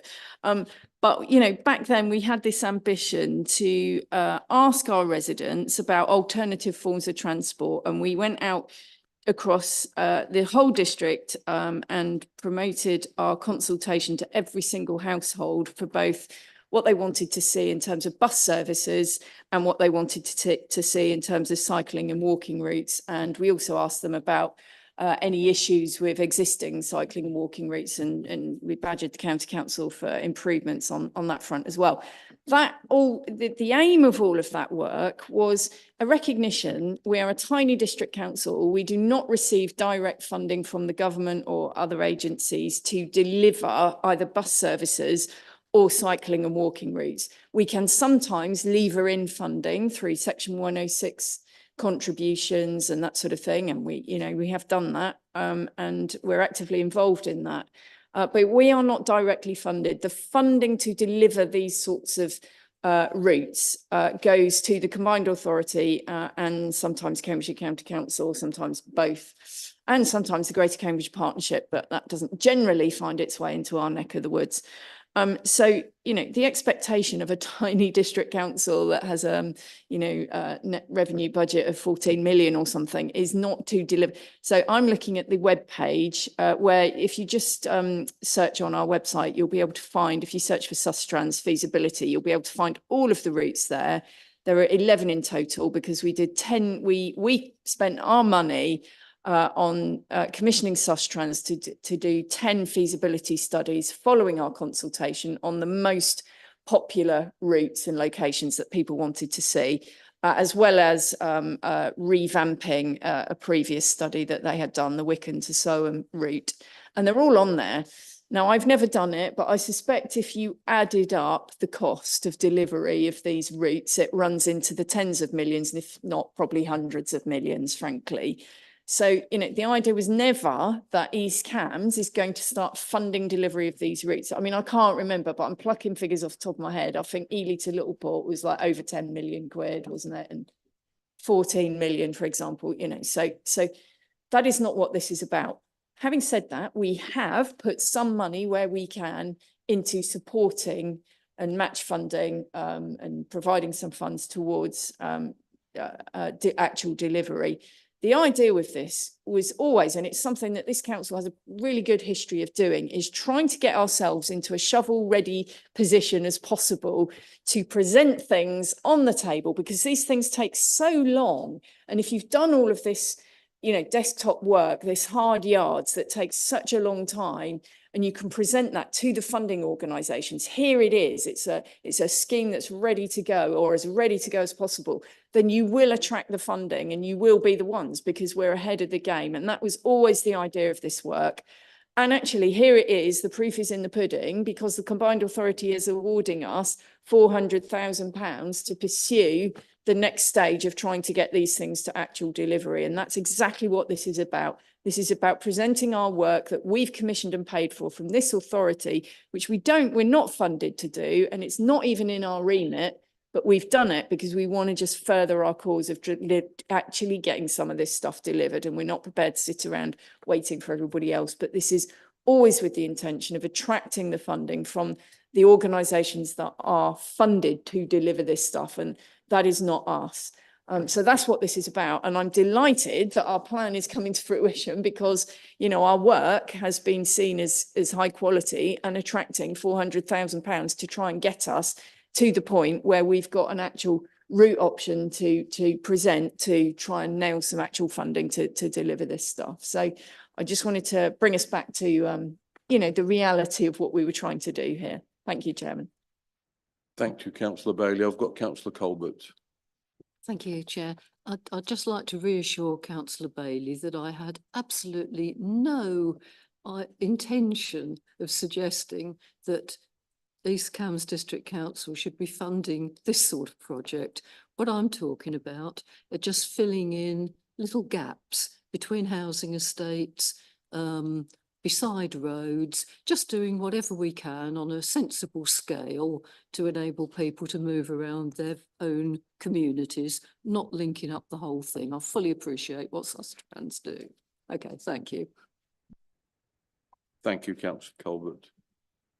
Members, I'm seeing no more hands, in which case, is there anything the seconder or the proposer wish to add? I'd just like to underline the comments Councillor Bailey has made. I'm quite an experienced councillor, and I know that this idea of having things shovel ready is really the answer. Central government and the county council as well suddenly seem occasionally to be in possession of funds, and they look around as where they can best be spent. But if you are already on the starting blocks or got the shovel in your hand, you're much more likely to get some of that money and to use it. And for example, there's some work going on in Wychford, which is going to improve the cycle route there, which was exactly a situation where the parish council was ready to pounce, and hopefully before too long the people from Wychford and Sutton will benefit from that activity. And I think we must always say thank you to Sally. Sally keeps people with almost a shovel in her hand. I think as long as she continues like that, we will continue.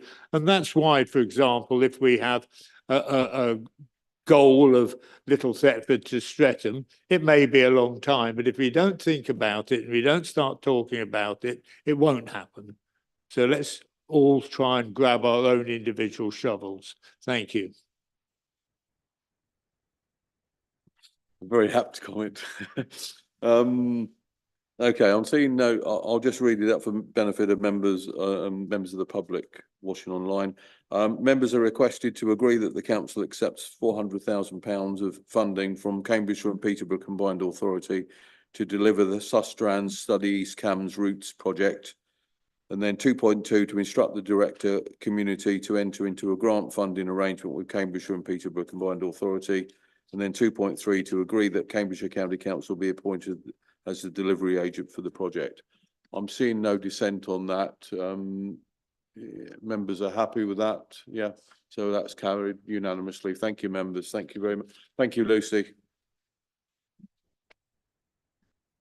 Item 12 is the housing strategy, and Sally Bonnett's going to introduce this.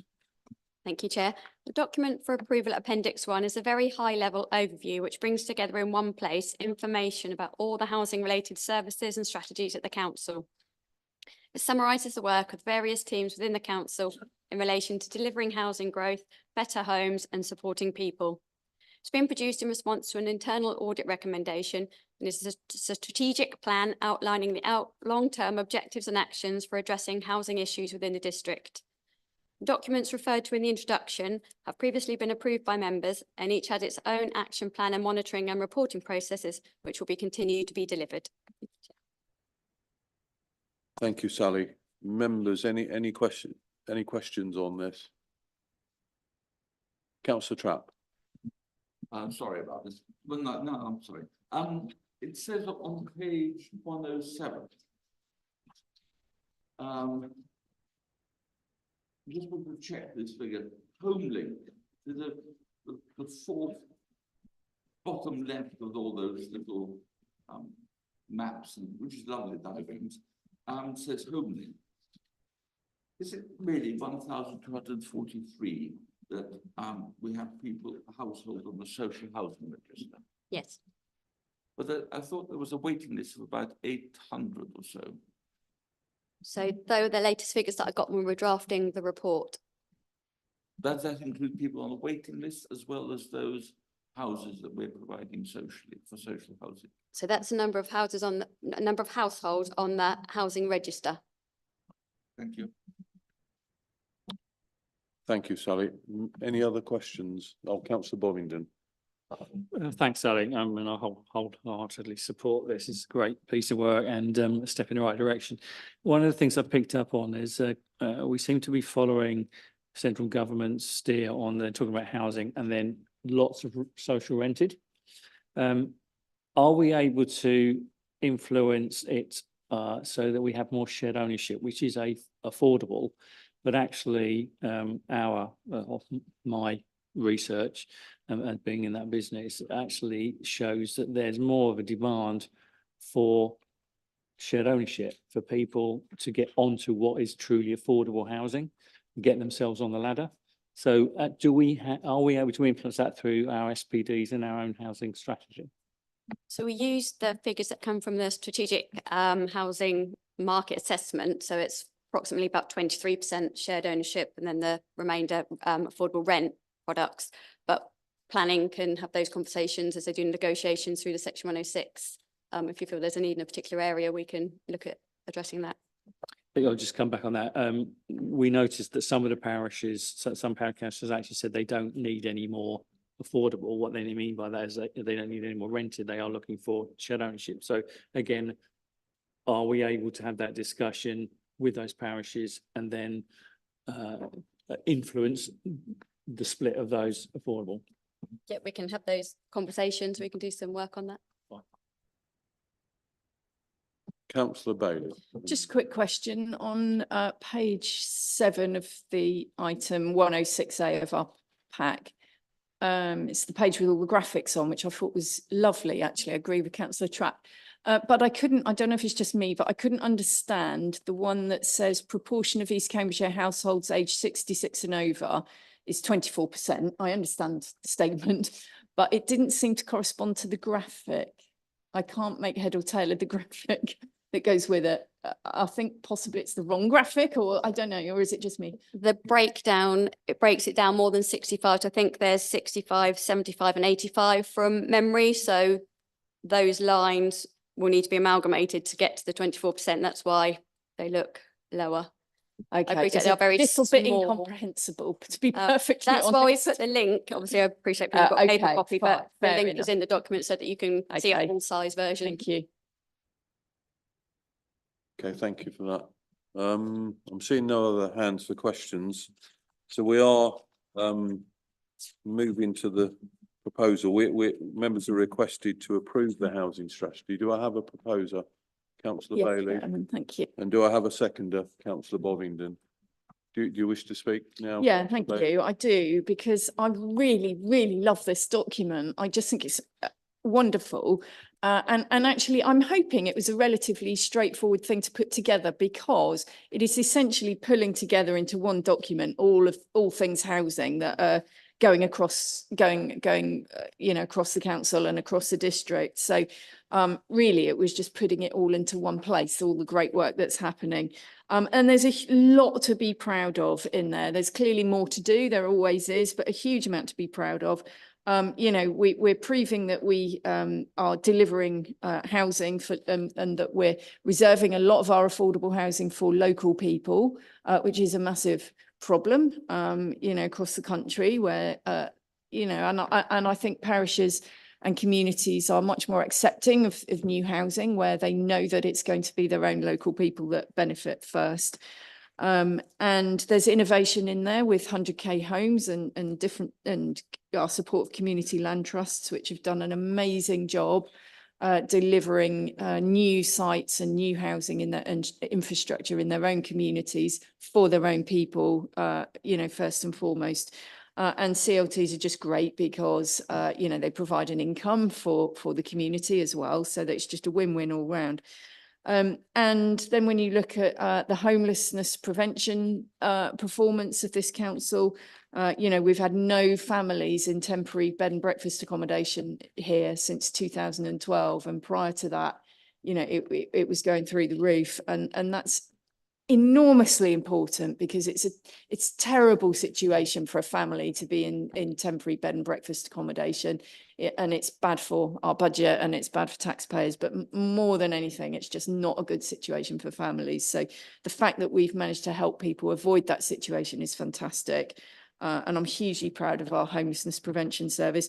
And the community and the housing and community safety team recently got the DAHA accreditation for domestic abuse, which is recognised in here as well, which means that, we're a really proactive organisation in recognising the signs of domestic abuse when we're dealing with people right across our council, which we're not many councils that don't hold their own housing stock have been awarded this. So it's a hugely important thing to have gone through and done. And we had some lovely comments from the accreditor when we went through that process, which I played a very small part in.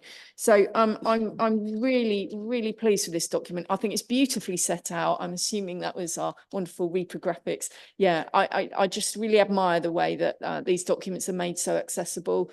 It's a very simple document, actually, but it provides more depth of content if you want it. And it's great to have this all in one place. So thank you very much for the work that's gone into it. And I thoroughly endorse it. Thank you. Okay, thank you, Councillor Bailey. I've got Councillor Hunt next. Yes, thank you, Chair. Well, I know all members will be looking to go and have a look at some of these developments. If they haven't already been and walked around them, they should. I get a great buzz if I go around Eden Square, or the old RAF hospital houses in Ely, or the £100,000 homes, which effectively are over 50% discount, and then go down Barton Road and say, does this look like a council house estate? No, it doesn't. We should be proud of what we're doing, and I hope all members will take the opportunity of visiting these sites. The RAF hospital site was derelict, unused, empty houses. They're now children on their bikes going down these safe roads. There's gardens being refurbished. It's good, and it's good to see it. And I give an invitation, if any any people, any members want to be shown round, if they don't know the way, give me a call and I'll drive you around and show you what's been done. It's something that everybody in this council should be very proud of. And, you know, it's very easy to criticise, but there's very little you can criticise. So, of course, I'm in favour of this. Thank you, councillor Hunt. Councillor Denny. Yeah, thank you. This is sort of more of a question, actually. I should have asked earlier, but That's okay. Go. but going back to councillor Hunt, I'll take up your offer if it's still going of a drive round. We can look at some of those developments together. That would be absolutely divine. Thank you. Is it, sorry, Ian, isn't it? Yeah, Ian. Thank you. You talked about truly affordable houses. In your understanding, what is true, or your belief, what is a truly affordable house in this area? Truly affordable is subjective, because actually it's who is it affordable for? So you have to make some assumptions on that basis. And of course, the provision of a house, whether it be that they can afford rent, is that an affordable house? Is it the fact that somebody actually wants to purchase a house and therefore is it affordable for them? So it is a subjective term. If you look at sort of government websites on what is affordable house, again, there's lots of very subjective words in there as to what is affordable. And what's affordable in this area was not particularly the same as an affordable house in Cambridge. What the research that I get and in my everyday job is that people want to own their own house. And quite clearly, many of those people that are renting at the moment, particularly private renters, can't afford it because of the amount of the rent. So a good option for them is they can afford to get onto a shared ownership scheme. Unfortunately, there's not enough of those around. And it's like supply and demand, because even shared ownership houses are quite expensive now to get on to get. So realistically, what we need to be doing is looking at CLT sites, 100k homes, a proportion of rented and a proportion of shared ownership homes. And that's for us to decide, along with the parishes, effectively percentages, and look at the requirements of each area as to what their need. It's a supply and demand thing. And this strategic review, to me, is a really great step forward.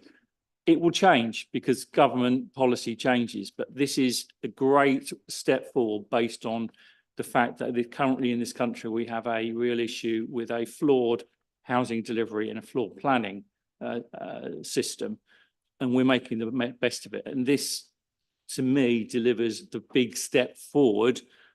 And then we'll be looking at, through supplementary planning policies and things, to actually try and find a way to deliver the right houses in the right locations. And I think this is a good start. Thank you, councillor Bobbington. Do you want to come back on? Yeah, thank you, Ian. It probably doesn't fully answer my question, to be honest. What you think is truly affordable in East Cambs? I mean, yeah, we've got 100,000 houses. I know here we've only got 9 in the pipeline, which is, you know, with the amount of people that obviously want houses, 9 is not even going to scratch the surface, is it? To be honest. And they're only obviously 1 bedroom. What do you say to those people that have got maybe small families that, you know, a 1 bedroom house isn't really going to be particularly conducive to their needs? So what, you know, as a council, what can we offer those sort of people? I can come back. I mean, affordable encompasses everything. Affordable, maybe a 4-bedroom house on a shared ownership scheme that is therefore providing a family of 4 or 5 children. You know, I think up to 8 occupants in a 4-bedroom house. So housing associations don't just deliver 1 and 2 bedrooms. Housing associations deliver those, but it's based on the needs. And what we're finding is that there is a demand out there that I'm getting back, that people actually want to have home ownership, an affordable home that they can grow into by staircasing. They can purchase 10% of it and they're paying a low rent, So it becomes affordable. And as they earn, they have the opportunity to staircase up and eventually even own 100% of the property themselves, which is very difficult at the moment. And then you have the other side of things where you have very low rents for those people who can only afford a low rent. And that's affordable. Yeah, I don't want this to become a debate between yourself and Councillor Bobingham, which is not really, but No, just a quick, I mean, yeah, no, thank you for that. I do appreciate what you're saying.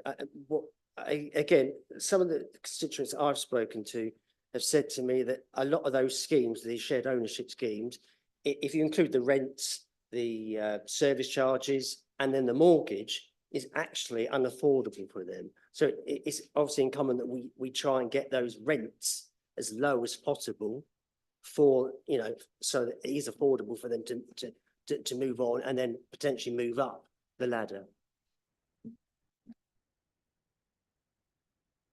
okay, thank you. Councillor Trapp. Thank you. I was going to make the same point there as Councillor Denny about what is affordable. And the idea of shared ownership is actually very good, very, very laudable. But in some cases, I'm not talking all cases, but in some cases, it is actually more expensive than actually owning the home outright. And the only reason one actually has shared ownership is then because one could be officially allowed to have it as a mortgage. So maybe it's something to do with mortgages. Also, there's a problem with shared ownership, which has come about, and one knows about it and one recognizes it, that actually it's difficult to sell sometimes. One is sometimes locked in because the owner, even if one staircase, but the owner still has a lien on the property, which and may not want to sell at a reduced price or whatever, and actually locks in the current occupant into staying in that house, even if they want to sell it. Well, I think it has happened. I'm sorry, it has happened and it's been documented. I think, yeah, there may be situations where, because if you allow, I'll come to Councillor Goldsack in a minute. If you allow residents to buy that shared ownership house, you're effectively losing that housing stock out of the shared ownership. So I understand that they need to move to actually accumulate that equity quite often, I think, is the way some of these schemes work. But Councillor Goldsack. Yeah, I'd like to move on from the last points, really. I think this is a fantastic report, one of the best I've seen in my time in East Cambs. Really, really good, hard-hitting report. I wish it went further. In my dream world, I wish the proposal was we were going to bring them all in-house and manage them ourselves, because I fed up with 50% plus of my casebook being issues with social housing and social housing providers. And that really does, that is the percentage of the people that intact. Just to share that, in the last 2 weeks, I have had house fires that have not been replaced 5 years later. I have had convicted sex offenders on the sex offender list been placed into areas with predominantly families' homes. And, you know, these are very difficult cases to deal with. But I do tell you, I just feel that the human touch, which I think this report has brought out, would be much better. But gone as far as we can and go. I'd like to congratulate you, Sally, and your team on what you produced here. I think it's first class. Did you want to come in, Councillor? Yeah. Thank you. I think there's an awful lot of what Councillor Goldsack has just said I can recognise. One of the other points around shared ownership is that an awful lot of people who've spoken to me have actually expressed real concern that actually if the systems worked better, it would be cheaper for them to have a mortgage than it is to have shared ownership. So there is, when you look at the prices, it absolutely is the case that they're paying so much out to these other companies who are, you know, they're in it to make money. That's the bottom line. I'd like to congratulate Sally and the team for what is a very good document. And I think Councillor Goldsack again said there's a very good report, and I think I agree with him. It is a very good report. What it is not is a strategy. It is pulling together all sorts of things, and as such, it is a very good brochure. It is a very good report. It is not a strategy. And on the basis that it is set out as a strategy, I can't support it because I don't see it as a strategy. I see it as a report or a brochure. But congratulations on what is a good brochure. Thank you, Councillor Whelan. Members, any other speakers? No, in which case, is there anything else as a seconder you want to add, Councillor Bovingdon? No, and Councillor Bailey to sum up. Yeah, thank you. It's an interesting discussion. I mean, what is an affordable home? I mean, the information in here tells us that in East Cambridgeshire, £389,000 is the average price of a house. And I think we can all agree, you know, that is eye-wateringly high and out of reach of, you know, huge numbers of particularly young people. So, but of course, affordable homes have a definition. The government defines what is an affordable home, and there are various definitions of what criteria you have to hit to comply as an affordable home. But there are also other ways of delivering affordable homes that are not traditional, and that is what we've pursued here at East Cambs, because, you know, if you leave it to the market, affordable homes don't feel very affordable. And we also have lots of viability arguments with developers who don't want to comply with the percentage that, and give us lots of evidence about why they shouldn't comply with the percentage of affordable homes they're meant to deliver.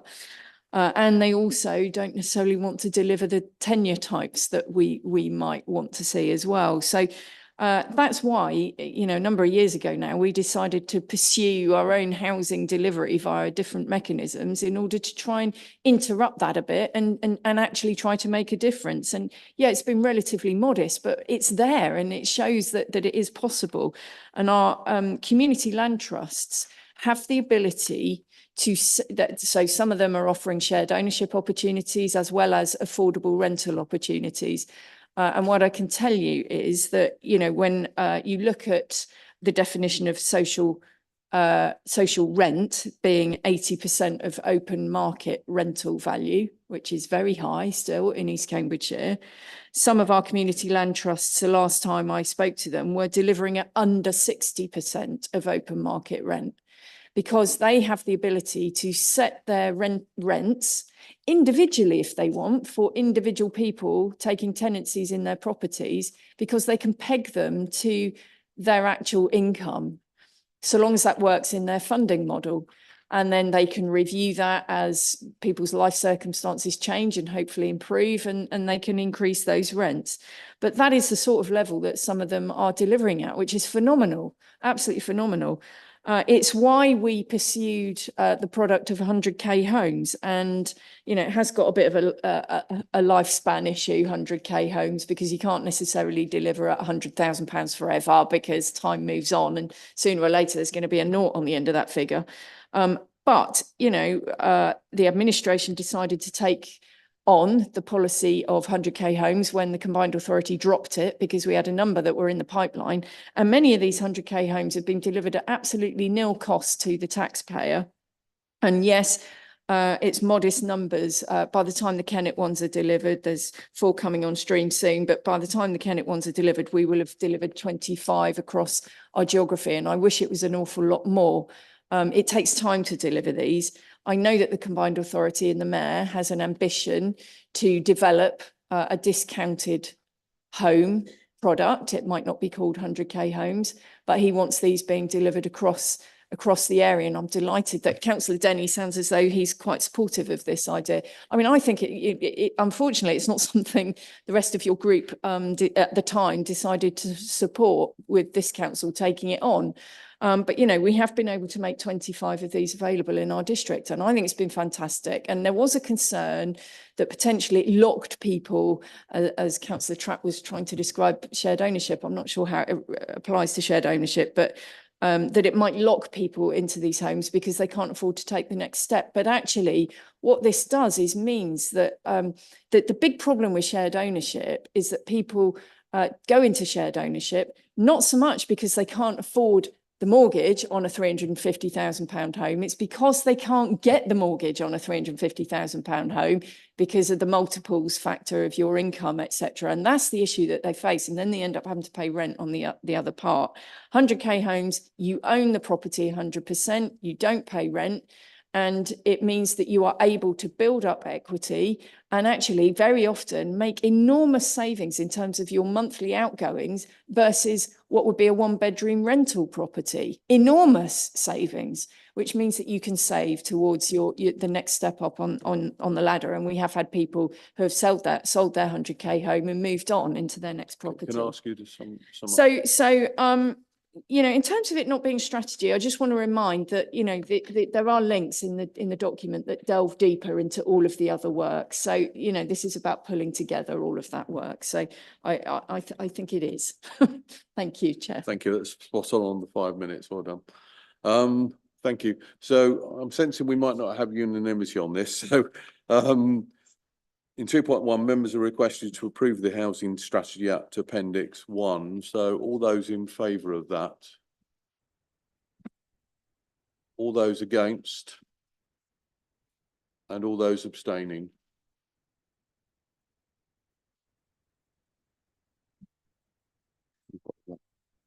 Yeah. So that's carried 6 for, none against and 6 abstentions. Thank you, members. I'm conscious we've been going for 2 hours, 10 minutes. We've got 2 more items of the open public session. So I certainly suggest we carry on to that and see where we are once we get to that. So item 13 is the annual reports of the outside bodies. It's got you. I've got you down for that, Jane, and you want to introduce it. Thank you. Thank you, Chair. This item is for the committee to receive the annual reports from the outside bodies submitted by the representatives who sit on them. Hands up, I must apologise to Councillor Alison Whelan. I did send out 3 reminders to those that do sit on the outside bodies, but I inadvertently left Councillor Whelan off the distribution list, which led to your report not being submitted until yesterday. So that's now, you've all had that, so that's now been circulated. But yeah, it's in front of you. So thank you, Chair. Apologies for that, Councillor Whelan. Yeah. Do you want to come in? Yeah, sorry, go. If I could just ask that that is actually minuted, that point, please. Yeah, we'll make sure that's minuted. Yeah, that's a very valid comment. Members, any comments on the outside bodies? No, I'm seeing nothing. In which case we move on to item 14, which is the annual, says annual agenda. I suppose it is the annual agenda, but anyway, it's the agenda plan. Is there any comments you want to make on that? Members, any comments on the agenda plan? No, I'm seeing nothing. In which case, we move to item 15, which is the